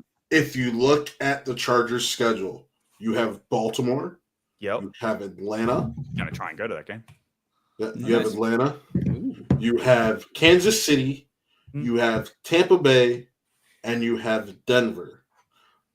Yeah. Those are just the next 5 games. Those are all for a Chargers team that has been up and down until realistically until Jim Harbaugh, their coach, came in. Yeah. No, I can't even say it. It's just if you look at the last 4 opponents, you have the fucking Titans, garbage. Cincinnati, garbage. Cleveland, garbage. Cincinnati have a garbage defense. That's it. You are what your record says you are. 4-7. And the New Orleans Saints, garbage. They have not played a quality opponent since Arizona. So they beat the Broncos. Broncos are a quality opponent. I said since Arizona. They played Arizona after they played the Broncos. But that's what let's move on to that game because I actually let's talk about that game. Bengals at Chargers. First of which, a day in the life of the San Diego Chargers. I'm sorry, of the Los Angeles Chargers. You are the Los Angeles Chargers. You jump out to a big lead in front of the Bengals on prime time in Sunday Night Football. The Chargers fans get a football boner. You're a Chargers fan. No. Hold on. Let me finish. You're a Chargers fan. You're a Chargers fan. You look around. What's the catch? Just control the ball and control time of possession, and there's too much time left. Message does not compute. Chargers collapse in the second half. Yeah, if it wasn't for Evan McPherson, they probably lose. Probably. No, they probably do, but they also the difference in this game. the difference in this game is the Chargers defense, when it had to step up, it stood up. That's what at the end of the game, when it had to step up in that ending where Joe Burrow had to get some points, they went 3 and out, and that's how they won. And then Justin Herbert threw 2 of the best passes I've seen all season, which like in the context of the game, just 2 absolute darts to a no name wide receiver, and then J.K. Dobbins, I think, solidified comeback player of the year. Yeah, I think we don't win. I think he's the comeback player of the year right now because that was he did. Hey, Bears fans, that's what you're meant to do. You know, you run the ball. You just run the ball, and then maybe what happens is you get a break and then you score a touchdown. That's let me just say it. J.K. Dobbins, the Ohio State University. Oh God. If he wasn't such a bitch, I'd feel bad for Joe Burrow. Joe Burrow, former Ohio State University quarterback. You can't claim him. You cannot claim him. Hey, I said former. I didn't say I didn't claim him. I just said former. He didn't put the emphasis on the. Joe Burrow has now had 3. He's lost 3 games in which he's thrown for 300 yards, 3 touchdowns, and no more than 1 pick, and lost all 3 of them. Yeah. Tom Brady did that shit twice in his entire career. Yeah. No, Joe Burrow. Right now, you flip Joe Burrow's win and loss record. So if it's 7 wins and 4 losses, he's the MVP, 100%, and he's winning, and he wins MVP this season. He is statistically the best quarterback in the league right now. And yep, he is. Defense and this kicker are right here, fucking him over. Right here. This is why wins are not a QB stat. Yeah, no, and I agree with you. And like, I feel for Burrow. It sucks. Yes, 100 over Kyler. I am telling you right now, 100%. If Zach Taylor is the coach of this team next year, Jamar Chase is on the trading block. 100%. He wants off that team. Even if Zach Taylor is gone, he still might be off that team. He's going to be off that team because they can't afford the motherfucker. Exactly. Well, okay, outside of the cheap owner, but look, I think he may start actually demanding a trade. He may just be like, "I'm done. I'm again." Sorry, Joe. Peace. And if that it's happens, been fun, but what have you gotten me? Yeah. I did come up with someone who I think that was going to. But you know what? It is funny because we were talking in our fantasy chat, and I jokingly said, "You can win, but keep it close, Taylor." And they did. As soon as I said that, he was going to kill you. The comeback started. As soon as I said that, they collapsed. Like, Chance, you're on the hate list now. So again, when you say that the Chargers fans get excited and get happy, she never was. She never was. She was. She knew what could happen. That's how you know you're a Chargers fan. When you're up by 20 plus points in the third quarter, and you still don't feel good. Yeah. Not only that. Okay. This hasn't yet. Right now, Justin Herbert's 5th in MVP. Yep. If he wins next week against Lamar, it starts being a bit more serious of a conversation. If he then beats the Chiefs, which again, these are big ifs. These are possible. Yes. Actually, that's big ifs. It's not like me, going, the Cowboys, the Cowboys are going to be the number 1 seed. It's technically possible because someone proved it on TikTok this week. Like, it's technically possible. It's not fucking happening. If TikTok proved it, then yeah, sure. Like someone went through and was like, "How can the Cowboys be the number 1 seed and everyone else is 9 and 8?" Like, that's how. Oh my god! But so it's one of those. It's technically possible. No, there's a chance that the Chiefs that Chargers can win against the Ravens because it's the hardball, and then and then it's also the Chiefs. It's a divisional game. We'll see what happens. Yeah. Justin Herbert, it genuinely will become Josh Allen or Justin Herbert MVP conversation. Yeah. Could. Because Right now, so I have to talk about the Chargers because Taylor is so mad that none of the shows talked about the Chargers. Like they all just went, "What is going wrong with the Bengals?" And everyone and there's like, "Oh yeah, Chargers." That The Chargers actually won the game. Yeah. Welcome to a life of an NBA fan where all they want to talk about is the fucking Celtics and Lakers. You had LeBron James on your team for a decade. They talked about you. Twice. Piss off. No, that doesn't count. We're doing it without that fucker right now. Hey, we had the best player in the NBA, and no one gives a fuck. You never had the best player in the NBA. Yes, we do. Well, yes, we do. No, you don't. No, we had past tense and Tim Duncan, but we do do not have. No.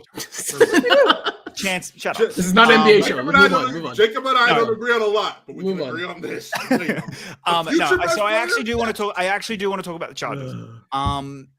This is the first game that they've given up more than 20 points all season.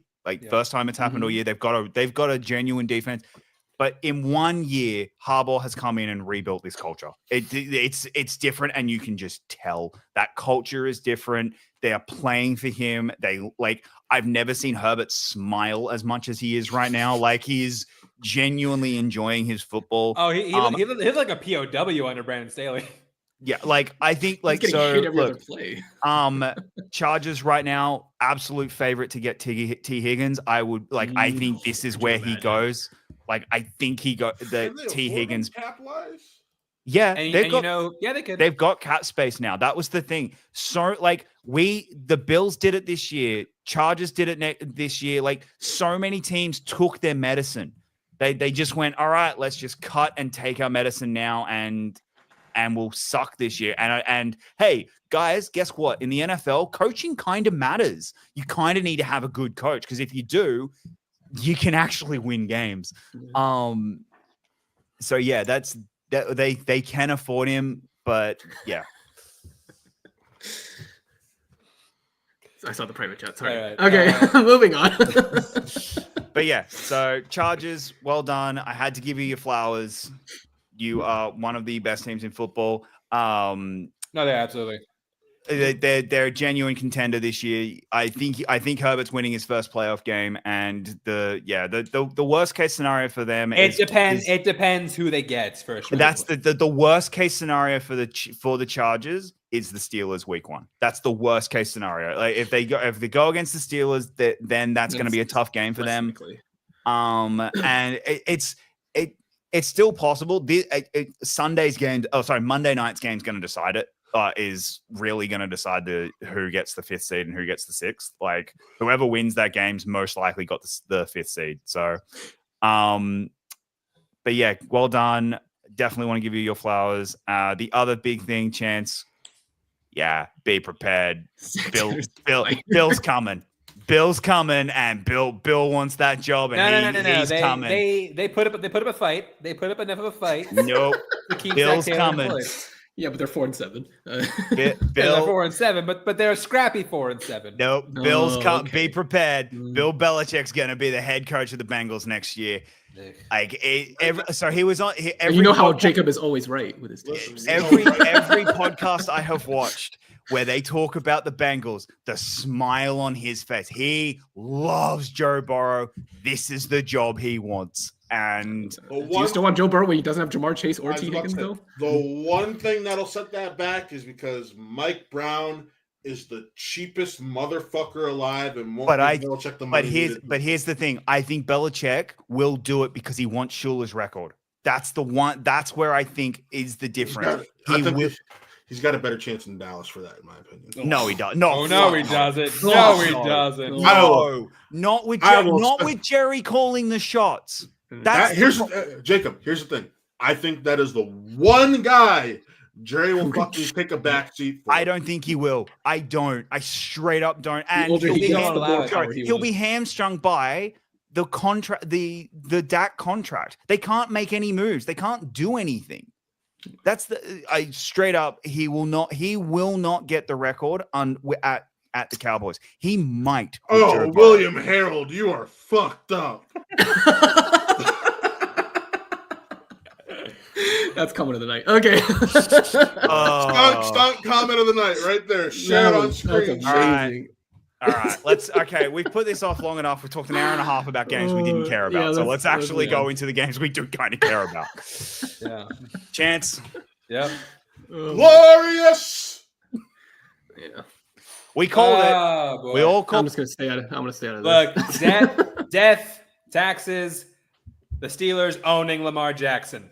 Those are your certainties in life. To be fair, I think this game was a little more Ravens self-inflicted than the Steelers. A lot of it was, but here's what I'll say. Lamar Jackson is to the Steelers as Joe Burrow is to the Browns. Yeah, literally. Look, and I'll say this. And I feel something you may disagree with me, something you may not. I feel like you might all. If you're looking for the best chance, for the team with the best chance to upend the Chiefs in the AFC, it's not the Bills, it's not the Ravens, it's the Steelers. I agree with this. Because I straight up 100% agree with this. They might only have the second best defensive player in the NFL, but No, First, no, they okay. got the first. Sorry, Look, That was like, just meant to piss him off. Jacob, you're supposed to poke fun at him with no, because right now I need him more than any other team. Right now, I Chance and need Jacob this team. agrees with Chance. I am a and look, Steel- like, the difference. Yeah, good.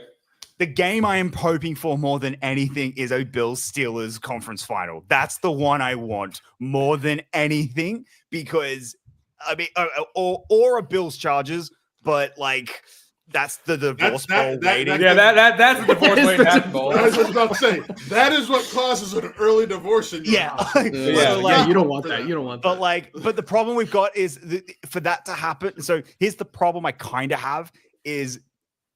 Then it would be a Bills Chargers divisional because I want to play I need Chiefs to play the Steelers in the divisional round so that I don't play. You don't even have to play the Bills don't have. Yo. But yeah, no, the reason I say the Steelers have the best chance to upend Kansas City. Here's what they have that the other teams don't.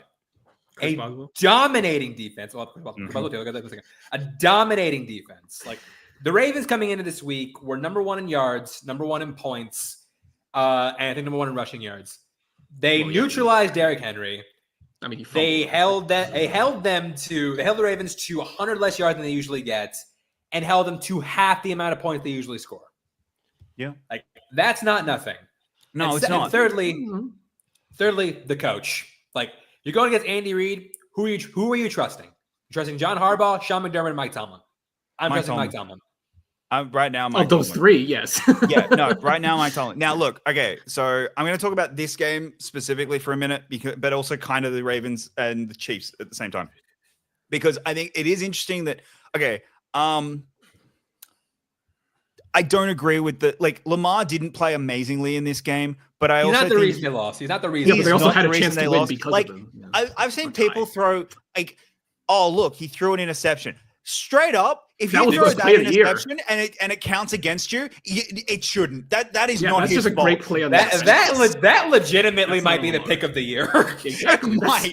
That's one of the greatest interceptions I've ever seen because it's a catch. It is 100% a catch, and then he just goes, "Nope, it's mine." Like watching, again, this is what happens. Look, with the Ravens and Steelers, especially. Like I know I was talking earlier about the Bears Packers having the historic matchup. Right now, the best rivalry. And I know it's been one-sided, but still, you see the way teams play. Still, it comes down to still this. Yeah, it's still this. It's still this. I'm not willing to say it's the best rivalry right now. I think this game has because it has been so one-sided. That's fair. I'm just more talking like how the team plays. There's always anger. It's kind of the opposite side. Funny enough, I think the NFL gave us the two sides of the same coin this week. It's the opposite side of that coin. Ravens Steelers is the defense. We hate each other. We're just gonna beat the shit out of each other. It's classic AFC North football.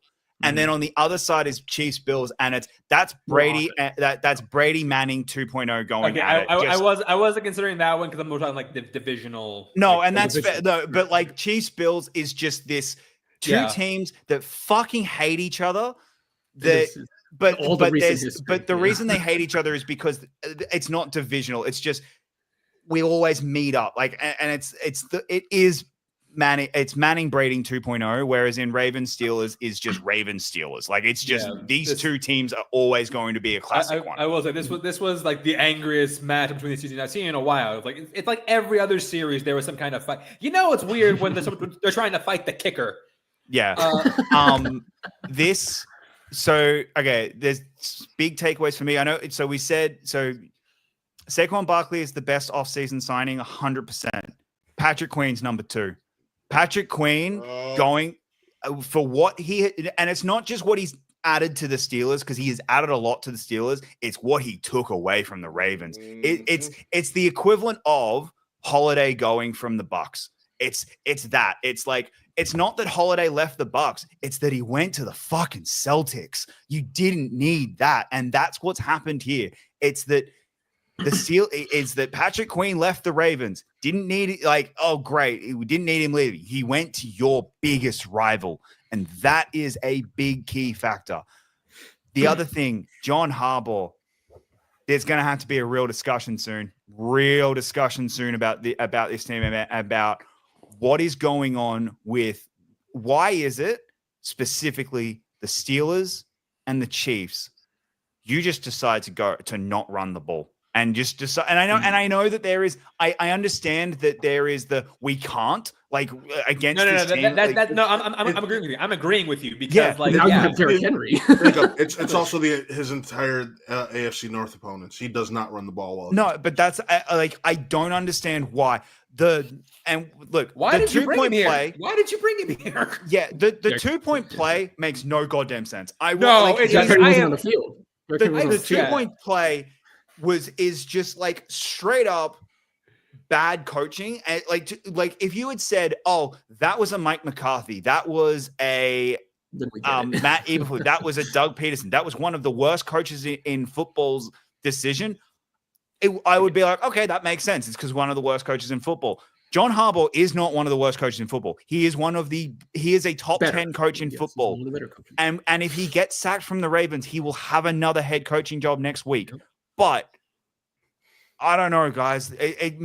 Why this team makes him make such boneheaded decisions. It's so weird. And the thing about that play is, like, we've seen Harbaugh fail at that multiple times. Against Pittsburgh also. You had to do it. Like, I understand. Like, it was you had to do it and everything. It's just a bad play call. It's a really dumb, bad play call. You need 2 yards, and you have Derrick Henry. Like, put him back in the game. But Derrick Henry's not even on the field. He's not even on the field. What do you do? Like, why? Exactly. I don't understand that. We do, like, look, Steelers, personally, I don't think can win the Super Bowl. I think they can take out the Chiefs. And then I think they can make a Super Bowl, but then I think Russell Wilson's going to make a mistake that costs you a Super Bowl. Russell Wilson, especially against that Detroit defense, that's potential. The Russell Wilson, that pick was dumb. That pick was really Here's dumb. what I'll say. Here's what I will say about that pick. I don't entirely blame Wilson for it. You're targeting a dude who is 6'7", who didn't fucking move. Like Washington. I like he's you. known as a blocker, not a pass catcher. But he's so tall. You're a tight end. Do both. You're a tight end. Do both. He is your tight end. I understand that. He's known for one thing more than the other, is all I'm pointing out. But I know. As a fucking Steelers fan. You should be able to moss that corner. I do think also, though, this is the worst pass defense in football. I understand it's divisional, and that's why I'm not going to, like, I'm not completely destroying him for it. If Jameis Winston can throw for over 350 yards against that pass defense, this is what I'm getting. Like, it's not look, but they need, like, you won this game from kicks. Wilson needed to get at least one touchdown in this game. Like, that's a concern. And look, I haven't talked about the offense at all. Yeah. Am I concerned for the offense? Not particularly, just because it is the Ravens. With Ravens, logic, reason, quality football goes out the window. I'm not worried somehow about Justin Tucker turning into an old man. Justin Tucker becoming washed. Speaking of logic going out the window, round trip flight to Cleveland is $400, and I found tickets on the lower, in the lower bowl for we could do this, chance. That's what Matt's been doing the last 10 minutes. Unfortunately, I am busy that night, so I'm gonna. Bullshit! You never miss a Steelers game. We'll talk afterwards, but yeah. So okay, basically, yeah. Offense. Am I concerned? Not particularly. Like I said, divisional game, everything goes out the window. Boswell. Look, you want to hear Mike Tomlin ask stat? The Steelers are 2-0 this season with scoring no touchdowns. The entire rest of the league combined. 2-18. The Steelers by themselves have as many wins scoring no touchdowns as the rest of the league combined. Yeah, it's ridiculous. Like, I understand that, and I get it. This defense is easily the best in the league right now. What the Bills did also very much secured up your TJ Watt's Defensive Player of the Year. It's a lock. His closest competition is Trey Hendrickson, and he's just not going to get it. Like, that's his closest competition, and it's just not going to happen at this point because of their record. It's just not going to happen. So yeah, TJ Watt, Defensive Player of the Year. Like, at this point, it's locked up. I can't see anyone else taking it from him.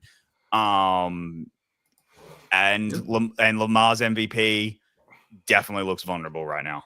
Oh, definitely looks vulnerable. 1,000%. It's a toss-up. It's definitely vulnerable. If the other thing now, the Steelers are available for the 1 seed. Again, like, the 1 seed is between 3 teams right now. Mm-hmm. It's the Chiefs, it's the Bills, and it's the Steelers. If the Steelers do get the number 1 seed, TJ Watt puts himself in the MVP conversation, 100%. The MVP conversation that then becomes, is TJ Watt the MVP given the Steelers are the number 1 seed? And look at what this defense has done all season. At the same time, too, like, the Steelers, it's been a while since we've been up here. They're a top 5 team in football. Like, right, they are 1,000% top 5. Like, I think you're being a little hard. They're top 4. Right now, I think they're top 4. I think it goes. He's just so happy he can finally brag and. No, 100%. To me, right now, it goes Lions, Chiefs, Bills, Steelers. That's mine. And honestly, if you want to argue Chiefs deserve to be lower, I'm happy to have that conversation. The only reason I don't is it's still the Chiefs. Until dead, I will never. We can jump when we go into my game. They were 9 points up. Bills were 9 points up with less than a minute to go. I was still fucking nervous. He still wasn't comfortable. I just still wasn't convinced. But yeah, look, I am so proud of this team. What I want to see more going forward. Let's get some more offense going. Yeah, yes, some more touchdowns, please. More touchdowns. Something that they did implement that I do like a lot. I like to see more of. They incorporated Justin Fields into some packages in the offense. Yeah. That I do want to see more of. He needs to be a little bit smarter. He slid short of the. Not that I think he would have actually. People going, oh, Fields nearly cost the Steelers the game. He wouldn't have cost them the game because Tucker can't kick anymore, apparently. But it was one of those. You didn't need the stress. We didn't. Yeah, I would have liked those years not taken off my life. Fields, his football IQ needs a little bit of work. Like I said, we're slowly but surely beating it into him. It's getting there. It's getting there. Yeah. Look, I don't know what you do next year. That's right now. I think is a little bit of the concern. Fun fact. There are rumors that Justin Fields will be the Cleveland Browns starting quarterback next year. There is no way. Yes, there is no way he is leaving the Steelers to go to Cleveland. Steelers play behind Deshaun Watson. I was about to. No, he would. I said the Browns starter. No, I know. No, that's why I said no. He's just on. I could kind of see, like, I don't think he's on the Steelers next year at this point. Russell Wilson, I think, is, but the problem you're going to have, Russell Wilson's contract's going to go from $1 million to about 30. Mm-hmm. Like, it's not going to be like it's going to be a 1-year contract for about 30 million because he's going to want his 60, but Broncos are still going to be paying a little bit of it. So like we are going to figure out our QB situation next year, but it will be figured out. Honestly, Jacob, I will say this: if he's staying with the Steelers, I think he might just sign at $1 million, knowing he's getting paid all that money from the I don't know how because it's not the same amount. It's it's something. It's like 40, it's 40, I think. Yeah, so I don't know what the exact amount is, but I know that it can't if he signs $1 million, he's getting paid way less than he is this year. So that's kind of why there's gonna be a little bit more of a gap. It's $32 million in 2025. Is that cash or is that the cap? The dead cap. See, that's what I don't know. I don't know if he he might. I don't know. So the Broncos are eating $53 million this year, yeah, and then they're eating 32 next year, and it's just $80 million total that they're eating. So he might sign for $1 million if he's getting 32 from the Broncos anyway. Okay. But yeah, so look, Steelers Kings of the North, 1.5 game up, leading the division. Let's keep it moving. Let's keep it going, and let's get to a 7th Lombardi. Look, the other big takeaway from this whole weekend is the NFL are calling Netflix and saying, "You fix that fucking shit right now. You fix that right I now." will say, while I do agree with you, I will say I've heard this encounter to that. 60 million people aren't going to be trying to watch NFL games at the same time. Okay, it won't be 60. It'll probably be around 30 or 40. Yeah, but here's the thing. But here's the thing. When they sold this game at the start of the year, Chiefs Steelers was not for the number 1 seed it could be. I agree. I am just saying this has now become one of the biggest games of the year, which no one was expecting. The Ravens-Texans game, I agree with you. No, I don't know how many people are going to watch that game. There will be people, obviously, because it's the NFL. At least, hey, a bad NFL game gets 30 million. The Beehive is going to show up to that game. All right. Is that for that one? I thought that was the Steelers one. No, it's the Ravens. It's the Ravens. She's from Houston, so that makes sense. Yeah. But yeah, the Steelers Chiefs is now a game, and if you're the NFL, you're going, hey, this needs to be fixed. I don't think the broadcast side of it will be a problem because that's CBS running it. CBS are the ones actually running the broadcast. It's going to be the hosting. We're going to have the buffering because buffering issues aside, the actual broadcast of the fight was horrific from Netflix. They had no idea what they were doing, and it was oh, this is embarrassing. CBS won't have the same problems because they know what they're doing. It'll be a CBS crew. It'll be yeah.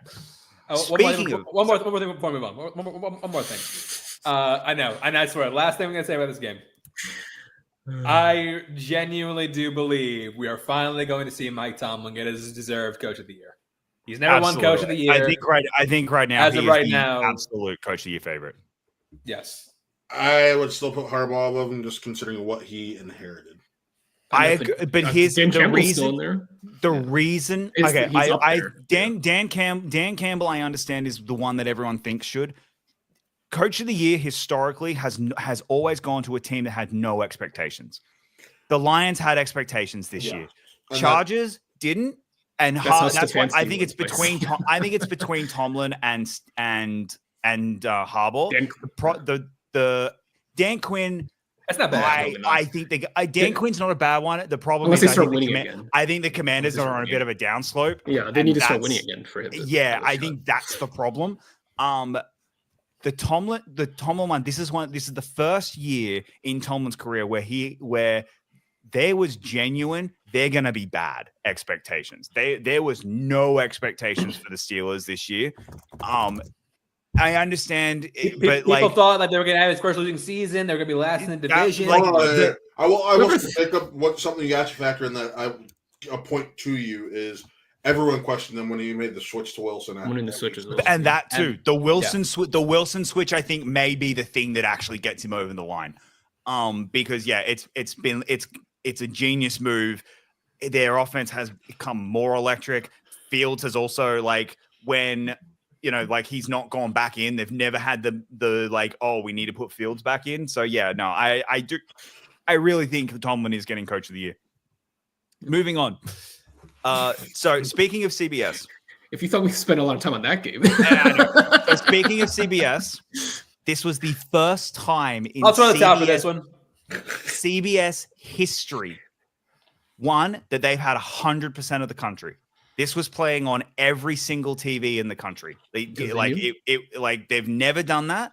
And it's also the first time ever that the CBS crew went to a game. They've never done that, where the desk crew went to a game and did game day, college foot game day. Oh, they jumped through tables. Yep, they jumped through tables. This is easily the single biggest game in CBS history. There was a reason this was not the Sunday night game. Like, as much as NBC wanted it, it wasn't going to be the Sunday night game. This was CBS. They had locked this one in. They wanted this game. And it lived up to the hype. And my God, go the fucking Bills. Oh my God, we finally did it. I will say, I wish I could have watched it. Unfortunately, I was stuck seeing Wicked, which is on the screen. But this was a game I did actually want to watch, and I'm being 100%. No, this was a great Sunday for me because I went from the Steelers Ravens game straight into this one, then straight into Sunday Night Football. Like this, this is one of the first times I've just watched 3 games, and I didn't put on Red Zone. I didn't go to watch any of the other games. I watched 3 consecutive games in a row, and I fucking loved it. Bills, Chiefs. Look, this is the best Josh Allen has ever played, without question. I think he might be the front runner for MVP right now. He is the front runner for MVP right now, 100%. He has to be the favorite for MVP. What he has done with this team, this is the best O-line he's ever had, best D-line he's ever had. Holy shit! And he's still missing weapons. Oh, what happened? We get breaking news? Do we get breaking news? So this athletic report came out right when we started the show. Woody Johnson has I read that. I don't believe it. I don't believe it at all. I think it's flipped. But I'm just saying, ooh. I think it's flipped. I think it was flipped. But anyway, let's not talk about the Jets anymore. Yeah. Okay. But again, look, what Josh Allen said perfectly is the truth and perfectly summed it up. It's our 9th win. That's it. It's our 9th win. This is a big game, obviously. He knows when it's going to really matter. It's the playoffs. But we've done this 4 times now. We've beaten this team 4 times now. We've played in the regular season, and we still can't do it in the playoffs. And that's when it's going to matter. We've got to do it in the playoffs. We need to do it in the playoffs. Yeah. I'm so glad we got this win because now the 1 seed is in play. Again, Dolphins fans, pop the champagne. Congratulations. The Chiefs are now no longer the undefeated this season. And with that goes Patrick Mahomes' MVP. That ain't happening. He cannot win MVP anymore. The only way he was going to is if it was the undefeated season. And there goes Chris Jones' Defensive Player of the Year. The only way that was happening is the undefeated season. Both of those ended. Did TJ Watt vanish? That's what's happening. TJ Watt vanished. And if TJ Watt turned to dust. No, but it was if the Thanos snapped TJ Watt out of existence. I don't feel so good. So yeah, with all of that, again, it's the Chiefs. I was never settled. Ever. Especially after when Tyler Bass missed the first extra point, I was dreading the rest of it. Oh, yeah. When Tyler Bass missed that first extra point, I was like, oh, fuck. Oh, no. This was a bad week. Bad week for kickers. Bad week for kickers. Really bad week for kickers. Minus you, Boswell. You're still great. Yeah. It seemed like every other kicker was terrible. And then, so there was that. The back and forth. Okay. I've been the biggest Sean McDermott hater, I think. Mm-hmm. Easily, on this show and everything. I've been calling for his job for 2 years now. Feels like longer. Yeah. The play of the game, and where I've gone, this year's different. This year could be different, is the 4th down play. Last year, he kicked the field goal. That was what they did last year, and it went wide right, and it ended. This is what smart teams do. They know you can't kick field goals and beat the Chiefs. And and last year he played cowardly. This year, all right. I have a superhero at quarterback. Josh, here's the ball. go get that first down. And what do? He scored a touchdown in one of the greatest runs I've ever seen. I just went, oh my god! Next to the Hail Mary, that might be the play of the year. Oh, that was like, because of what oh it my meant god! Next to the Hail Mary, that run was incredible, and I was screaming and yelling at the TV like, "Go Josh, go!" Like I was just so enamored in that moment, and I'm going. Sorry, and yeah, McDermott, I'm giving you your flowers right now. 100%. If he coaches like this in the playoffs. You'll feel this could if he coaches like this in the playoffs. This is Peyton Manning Colts. They're going to the Super Bowl, and Peyton Manning getting his first Super Bowl. They're going to finally beat Brady and get through it, and that's what's happening this year. If McDermott coaches like this, if Allen plays like this, we're winning the Super Bowl, and we're making it to a Super Bowl, and history's repeating itself, and we're Peyton Manning's Colts. It's coming. That's where we're at, because that's what this rivalry is. Patriots, Colts, Brady, Manning. It's going to be our turn finally, and we're going to break through. And that's and again, I've always hey, Chance, you'll remember this. What was one of the dumbest things I've said on this stream? And it's saying a lot. This is I pick one. I got a long list. Remember, I made the very dumb decision of saying that the Chiefs are the Madden's Raiders. Oh no! Oh yeah, that's right. I said they were Madden's Raiders. I called the Bengals the Steelers. That was yeah. Oh, that's a race. So no, but what they actually what it is at some point, like, the reason no one three-peats is there's always that other team. And at some point, that other team breaks through. We have been that other team that's never been able to break through. It was the 49ers and the Cowboys in the 90s. It was the Raiders and the Steelers in the 70s. Hey, guess what, guys?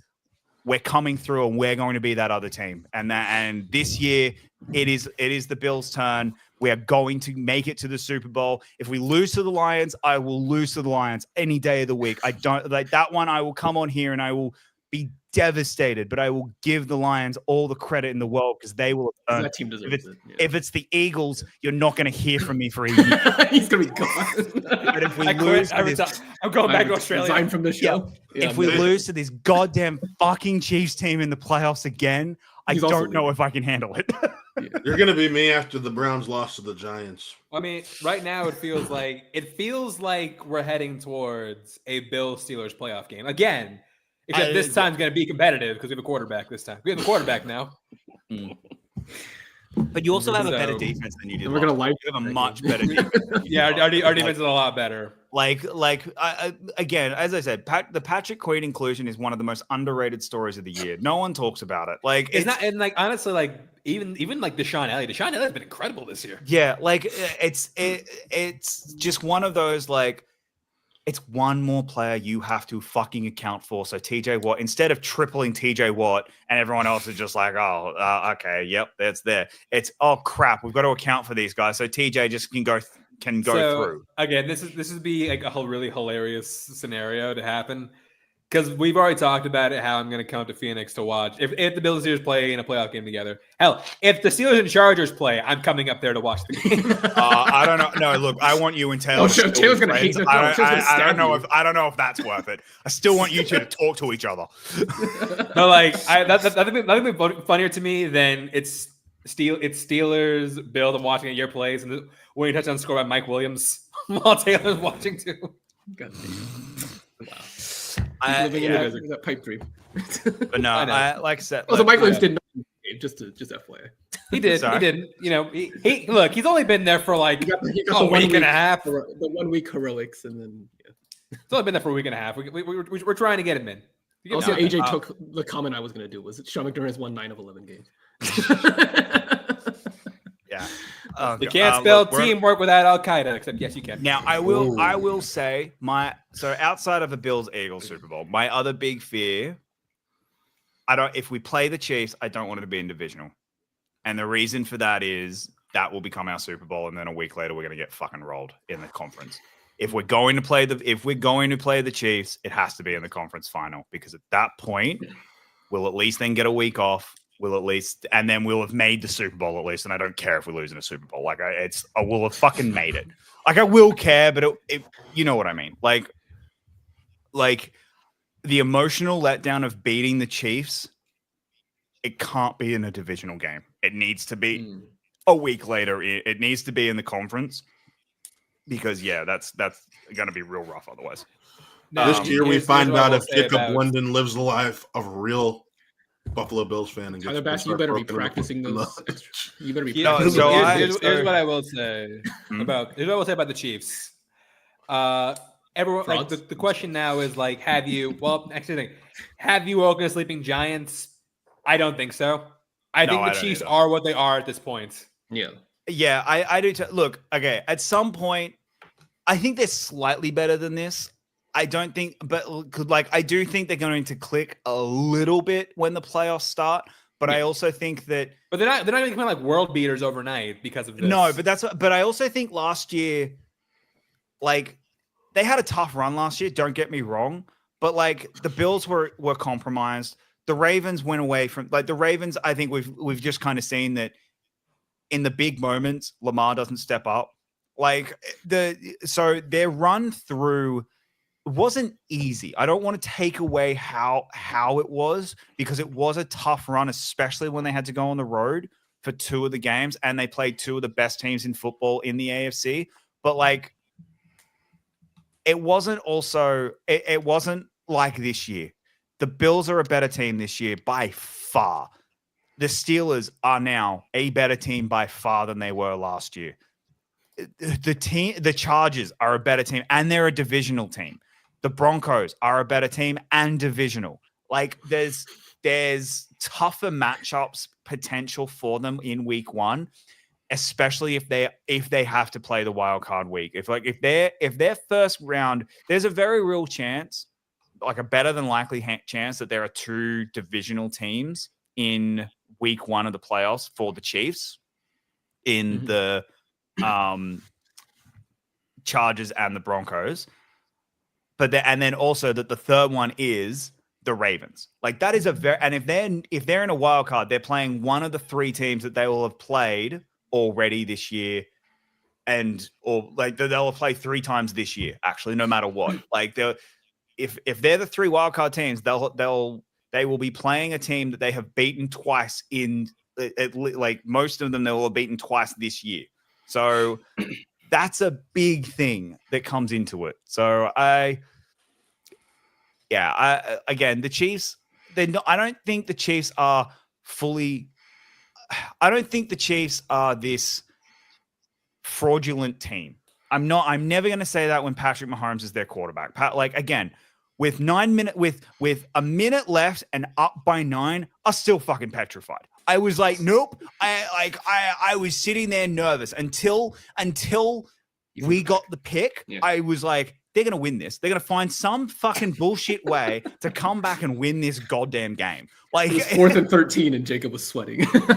No, there's a video that Taylor put of me and I am stressed. Like it is 4th and 13 and I'm fucking stressed. So yeah, like I'm. Oh man, the devil magic on Christmas between the Chiefs and the Steelers is going to go hard. It is. No, and again, like I said, I'm a massive Steelers fan in that game because I need the Chiefs to go down. I need them in. I need the Chiefs to have another loss, essentially. Like I need them to get at least one more loss.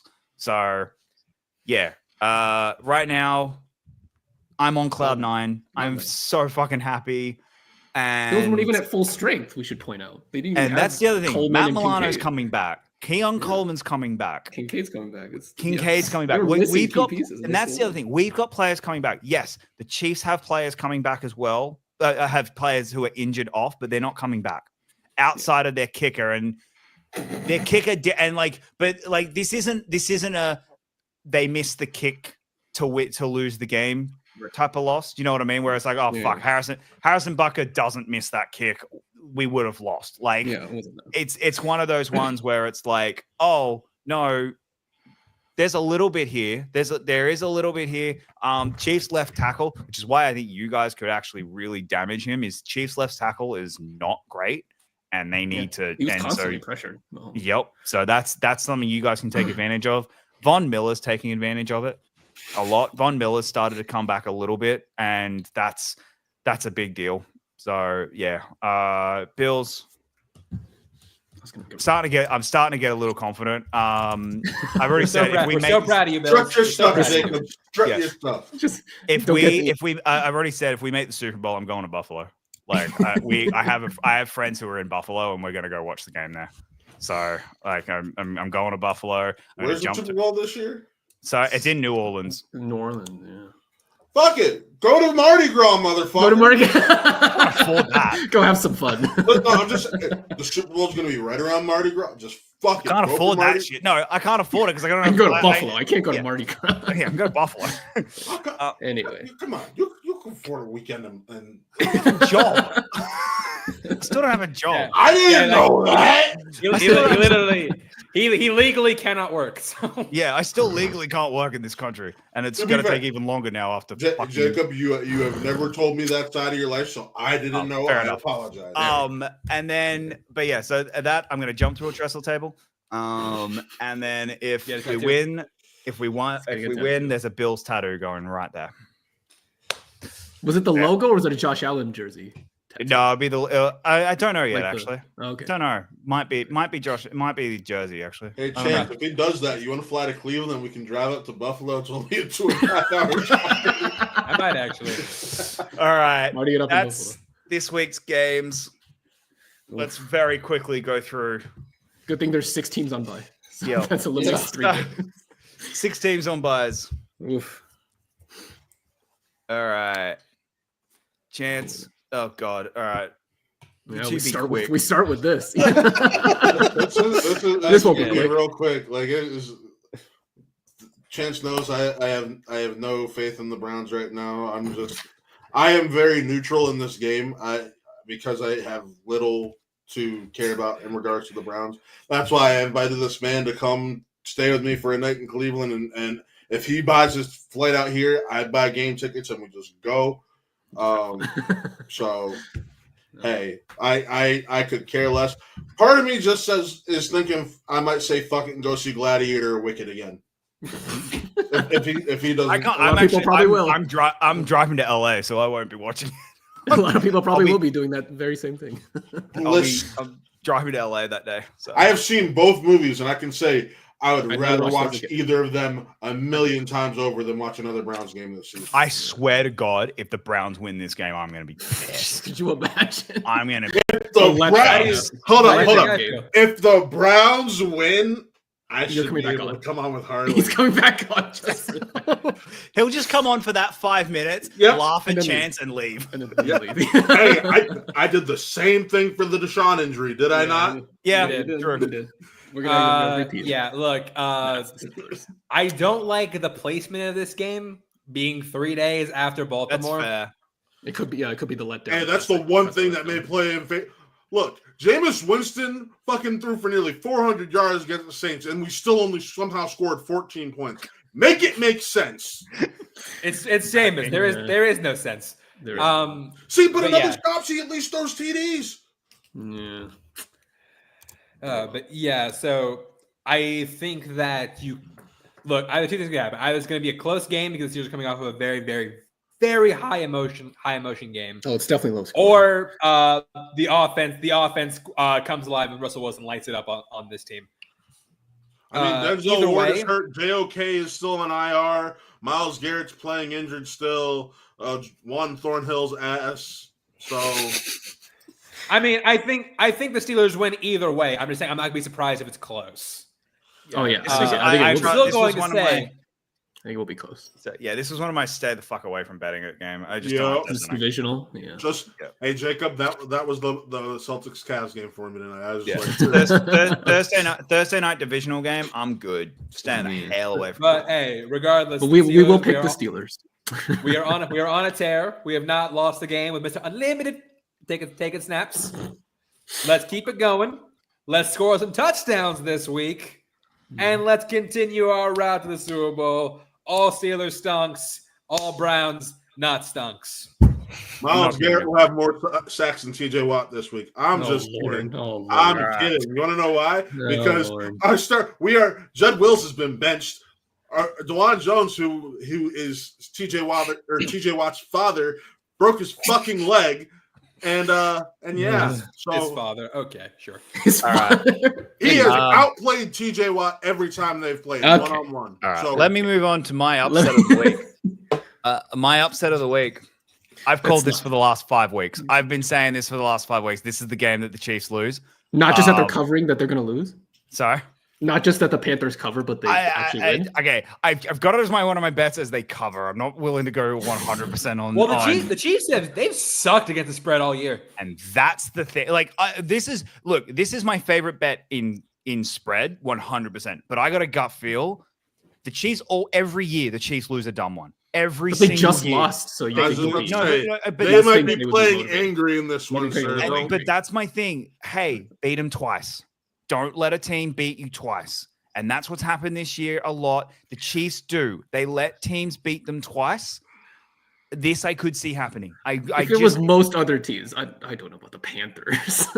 Panthers are off a bye, coming off again. Bryce Young looking better.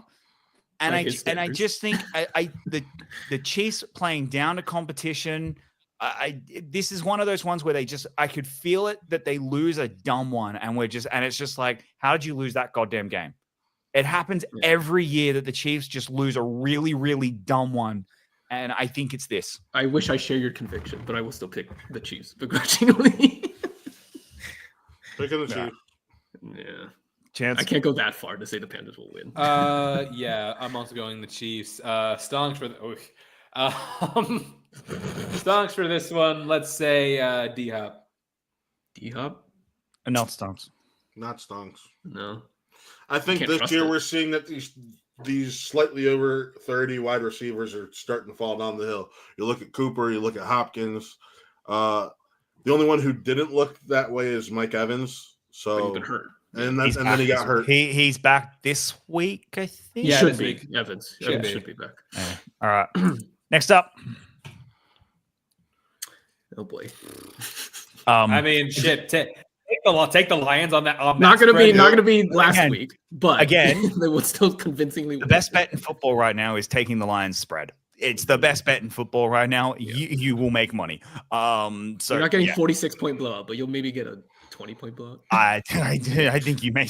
Look, the Colts defense isn't great. I think you may still get a 30-point blowout. With Richardson, you might be able to put more of a fight than Mac Jones. No, Anthony Richardson is going to look like he did. The rest of the season. So yeah, it's again. The Lions win this. They win it handedly, and they're on their track to being the number 1 seed. I think they got to win because the Eagles. God damn it!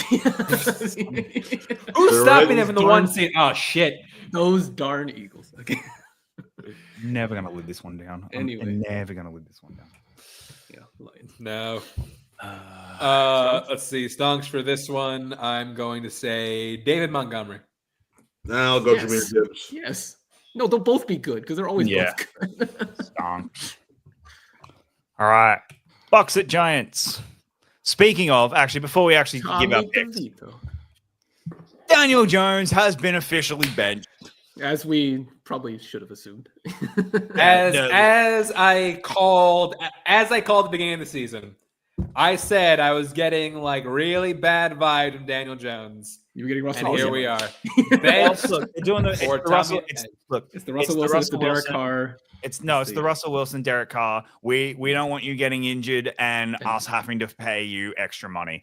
That's what this is. Outside also, of you've been playing terribly. But also, you've been playing terribly as well. We're cutting you at the end of the year, but we can't cut you yet because it costs us too much money if we cut you now. It's that. That is what this is.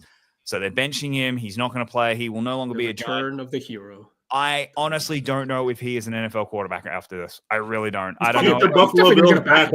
He'll get a backup job. No, he ain't. Trust me. If Daboll gets fired, Daniel Jones ain't going anywhere. Well, that's not happening yet. He'll get a backup job somewhere. Yeah, nah.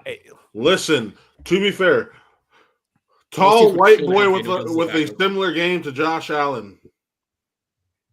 Yeah, but I don't know where. I just don't know what team will do it. I really don't. He is literally the Bizarro version of Josh Allen. With half the talent. Okay. That's why I said Bizarro version. I mean, saying half is generous. Yeah, it's true. All right. Speaking of, Bucks win this easily. Yeah, Bucks win. Like Yeah. easily. As much as I'm going to be rooting for Tommy DeVito. Look, Tommy DeVito, you're a great meme, but Folk hero. Tommy DeVito. folk hero. Tommy DeVito. Also, the reason Tommy DeVito's in this and not Drew Lock is Drew Lock's better than Tommy DeVito, and they don't want to win games. Also, I think there's incentives that they would also have to pay Drew Lock if he got certain. That's what I mean. Like, so, yeah. I also don't want to pay Drew Lock anymore. They don't want to pay him, and they're like, you know what? We don't want to win games. Like, that's straight up. They don't want to win now. Plus, not for nothing, DeVito won games with them last year. But that's not only that. DeVito, but DeVito won games. DeVito cost them Drake May straight up. DeVito cost them Drake May. They don't want that again this year. So yeah, Bucks should win off the bye. Bucks will win off the bye. Yeah. All right, who you got? With a new quarterback, let's say Malik Neighbors. Not Stonks. Not Actually, no. Against this secondary, stonks, but it won't matter. All right.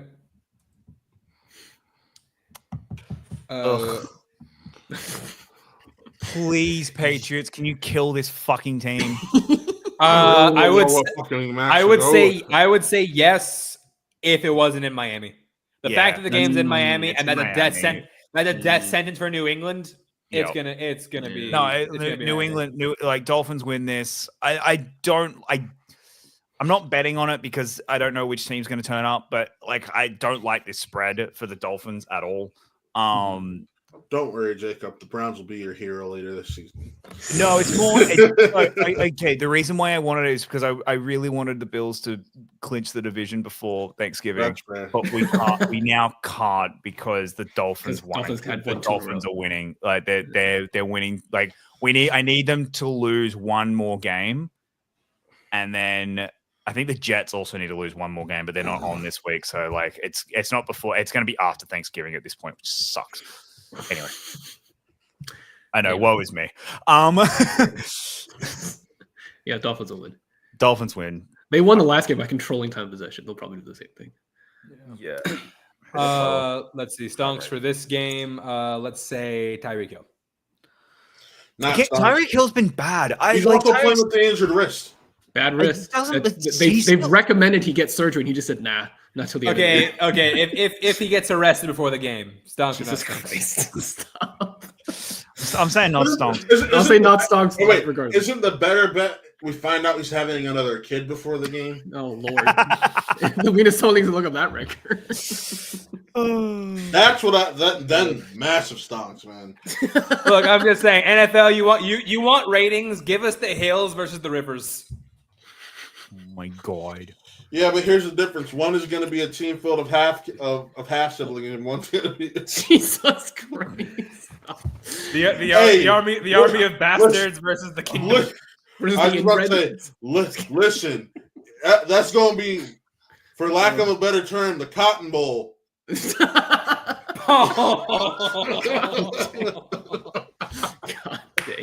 As the white guy on this panel, hey, I'm halfway there, sir. All right, Vikings and Bears. Sam Darnold, Justin Jefferson, Stocks. This Bears defense is fucking dead. They've given up. If the Bears had won last week, I might pick differently, but I think this team's cursed. So yeah, I'll pick the Vikings. I'm going. You went Bears. I'm going to go Bears. Really? Wow. I'm going Bears. It's just this Sam Darnold pumpkin mode's here, guys. Sam Darnold's playing. No, he played pretty decent last game. Yeah. Against one of the worst teams in football. Sorry, the Bears are bad. Are the Bears not? I know, but their defense isn't horrific. They've got a good defense. So I'm sorry. It's a divisional matchup. I'm saying Bears win this. No, I can see it. I can see it. I can see it. Don't feel confident enough to pick it. I don't know. He's played well against so many other teams this year. I feel confident. That's all I'm saying. I think for Stonks this game, let's say Jordan Addison. Not Stonks. Nah, it's gonna be not Jefferson. Stonks because I don't believe I don't believe Jefferson if it's obviously. All right.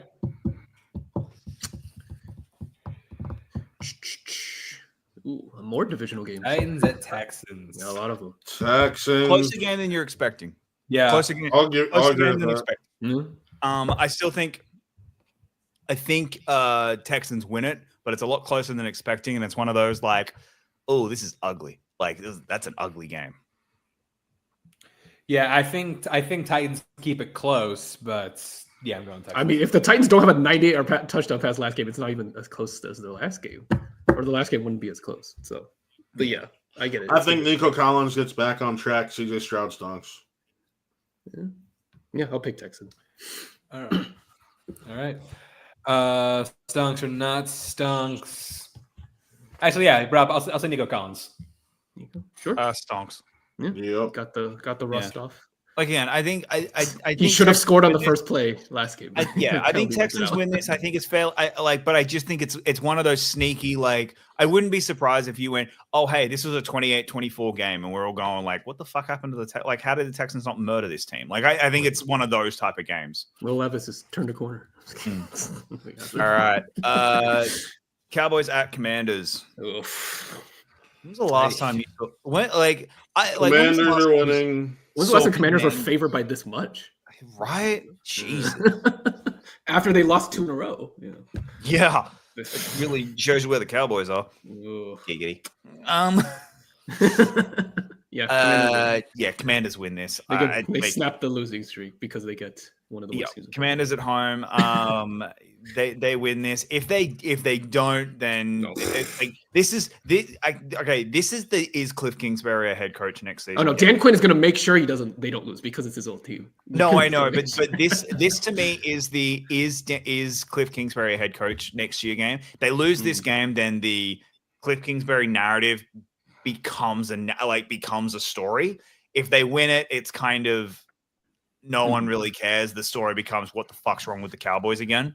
But like Cowboys win because it's the Cowboys, it'll be a national story, and the story will be how did the Commanders lose this game, and people will start really diving into Cliff Kingsbury, and like that'll be the story from the shows, and that's what I mean. And look, the whole reason people get these jobs is because people listen to narrative, and I think that will if they lose this game, Cliff Kingsbury is not a head coach next year.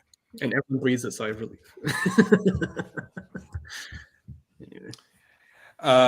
See, Stonks for this game. Okay, really quick question. How bad must Trey Lance be? Really bad. If the I think if Cowboys Cooper didn't have a Rush, better I think chance- if they lose one more, maybe 2 more, then I don't think they're starting. I don't think they're starting Lance. I think Lance is that bad, and they just. I want Trey Because Cooper Lance. Rush is I want perfect. Lance to start on Thanksgiving. I want Lance to start on Thanksgiving. Lance against DeVito. Let's do that. Oh Yes. my god. There's an outside chance I think he starts at some point, but it's not. Yeah, not soon. Let's see, Stonks for this one. Oh, Jesus Christ. Jonathan Mingo. No. Oh my God. god. That was a joke answer. You don't mean that. No, I don't. Okay, real Stonks or not Stonks? Because I think he's playing this week. Brian Robinson. Stonks. Yes. Oh, yes. Yeah, he Did you should see be. what Joe Mixon just did to his team? Yeah. Yeah, you can run on Brian this. Robinson does half that. He's still stonks. Yeah, you can run on this thing. All right. Broncos at Raiders. Bo Nix Raiders continues or his dominance in the league. Broncos, Bo Nix stonks. Easy as pie. Yeah. Let's move on. Yeah. A team that's going to the playoffs, most likely against a team that is Against a team that is absolutely tanking so they can go get Deion Sanders. exactly. Yeah. Yeah, I'm going Broncos. Stonks for this one. Brock Bowers. He'll still be stonks. Yeah, he'll be stonks. No one else. Oh, will actually, be. no, he not against this secondary, not stonks. If he Not gets against- 16 targets or whatever, he'll just fall into production. I'll give him Stonks because he's the only person catching passes. I'll give him He's Stonks. the only All one. All right. Late window games. Cardinals at Seahawks. This is a tough one, I'm- actually. I agree I'm with going- that. This Yeah, is I don't this know. this is I our don't closest know. game of the week. I'm going Cardinals straight up. I'll go Cardinals off the bye, and Cardinals. They I have believe looked in the better. Cardinals. they've looked better consistently than the Seahawks. I still love Yeah, MHJ. I'll get at the edge of the Cardinals. Trey McBride. MHJ. Stonks this one. Let's go. With JSN. Yeah. Actually, you know what? DK Metcalf. That's what I'm gonna say. DK. Not Stonks. Not Stonks. He's still coming back. JSN is emerging. JSN is emerging. It's Uh-huh. eventual number one. All right. 49ers at Packers. I mean, the 49ers have their number every year. This is a tough game. I think 49ers win it. But it's as close as that spread makes it look. yeah, this is a coin flip game. It is in Green Bay, where it's going to be probably really cold. But yeah, I'll take the Niners. They should get George. I mean, the Niners cannot afford to lose this game. That's also No, Niners true. have to win it. It's a must win for the Niners. It's also kind of a must win for the Packers too. Actually, like not Just to as stay in badly, the- but it's They have to stay in the. yeah. Could go either way. Yeah, because I've said I'll never pick the 49ers to win a game. I will pick the Packers. Fair enough. There you All go. right. Stonks for this one, Josh Jacobs. I Sure. don't know. I don't know if you can run on the Niners. That defense isn't great. So I'm gonna say Stonks. Yeah. Well, yeah, Bosa's also going to be out. That won't Yeah. help, most likely. All right. So I'll Sunday take- night. Kill me. Fucking. It could be. This could be competitive. I can see the Rams winning. I actually could. Actually, no. This I is can see this. them I winning. can, this is a I Jared don't know Verse how to game. pick that. This is Jared game and getting like 3 sacks on Jalen Hurts. Let's Just to put it save into face a little reality. bit. Just, I mean, I get Jared this Goff. low I get- key is. This low key is a battle for defensive rookie of the year because you have Yeah, it is. Quinton and Mitchell. you have Jared Verse. Yeah, Sure. it is. I think the Eagles just overall they're better, so I will pick the Eagles. All right. Stonks for... Man, SoFi's Saquon's gonna run all over this team. man, they got back. SoFi's got back-to-back games. Damn. Stonks for this one. I'm going to say Jalen Hurts. Yeah, I say not Stonks. He Jalen Hurts hasn't had a great year. Saquon's had a great year. Jalen hasn't. he'll get a tush push, so so his numbers will look better. If you take sorry, but that's what I mean. If you take away the 1 yard touchdowns, his numbers aren't amazing. Also give him Stonks. All right, with Jalen Hurts. All right. And And Raven- Harbaugh. A hardball. Harbaugh. I'm going Chargers. I'm going Chargers because I can't root for the Ravens, and I love my Ohio State Buckeyes. Go JK. even though they're coached by Jim. Listen, I don't can like forgive it. either Harbaugh. I lose either way. It's division or it's Ohio State, Michigan. I don't get a dub here, Jacob. There's no right answer. You This know is I'm just right too. No, this is no. There is. It's the blackout. That's Listen, the last time the brothers coached. last against time each I other. had to root against a black quarterback because I couldn't stand Jim Harbaugh too much. Like that's where my life was at that point. I had to root for the fucking Ravens. Was that the last time they coached against each other? And this- Was the Super and this- Bowl? yeah, That's it's the the last last time I time. remember. Wow. No, it's the last time they played each other, and then this time, and again, you have to root against the black quarterback. Yeah, but I don't like this black quarterback. I like the other one. You know what? Just to be different, I'll pick the Ravens. God damn it. I'll go Chargers. Stonks for this one. Let's say J.K. Dobbins. Lad McConkey. Then McConkey. Oh yes. Against Oh, On Ravens that passing defense, defense, yeah. On that against defense. this Oh, yeah. defense, yeah. He just did it to the Bengals. He's gonna do it Yeah. to the Ravens. All right. That is it. Here are my bets this week. Last week, I went 3 of 5. Lions minus 13. You couldn't have given me enough points. I know we still would have taken it. Steelers plus 3. Always bet against. Tomlin at home getting points is the easiest bet you can take every week. Falcons plus 2.5. Yeah, that was dumb. Chiefs plus 2.5. I don't care. I won that game, so I don't care. And Texans minus 7.5. Bet against the Cowboys. You will win money. Yep. All right. This week, Panthers plus 11. Again, I think this is the game. Even if they don't win too many points, the Chiefs against the spread are horrific. Lions minus 8. You can't give me enough points with the Lions right now. Cardinals plus 1. I think they're winning the game outright. Yep. I'll take the point. 49ers 1.5. Again, I think they're winning outright. I'll take the point. Broncos minus 5.5. Playing a bad team. Playing a bad team. They're playing the Raiders.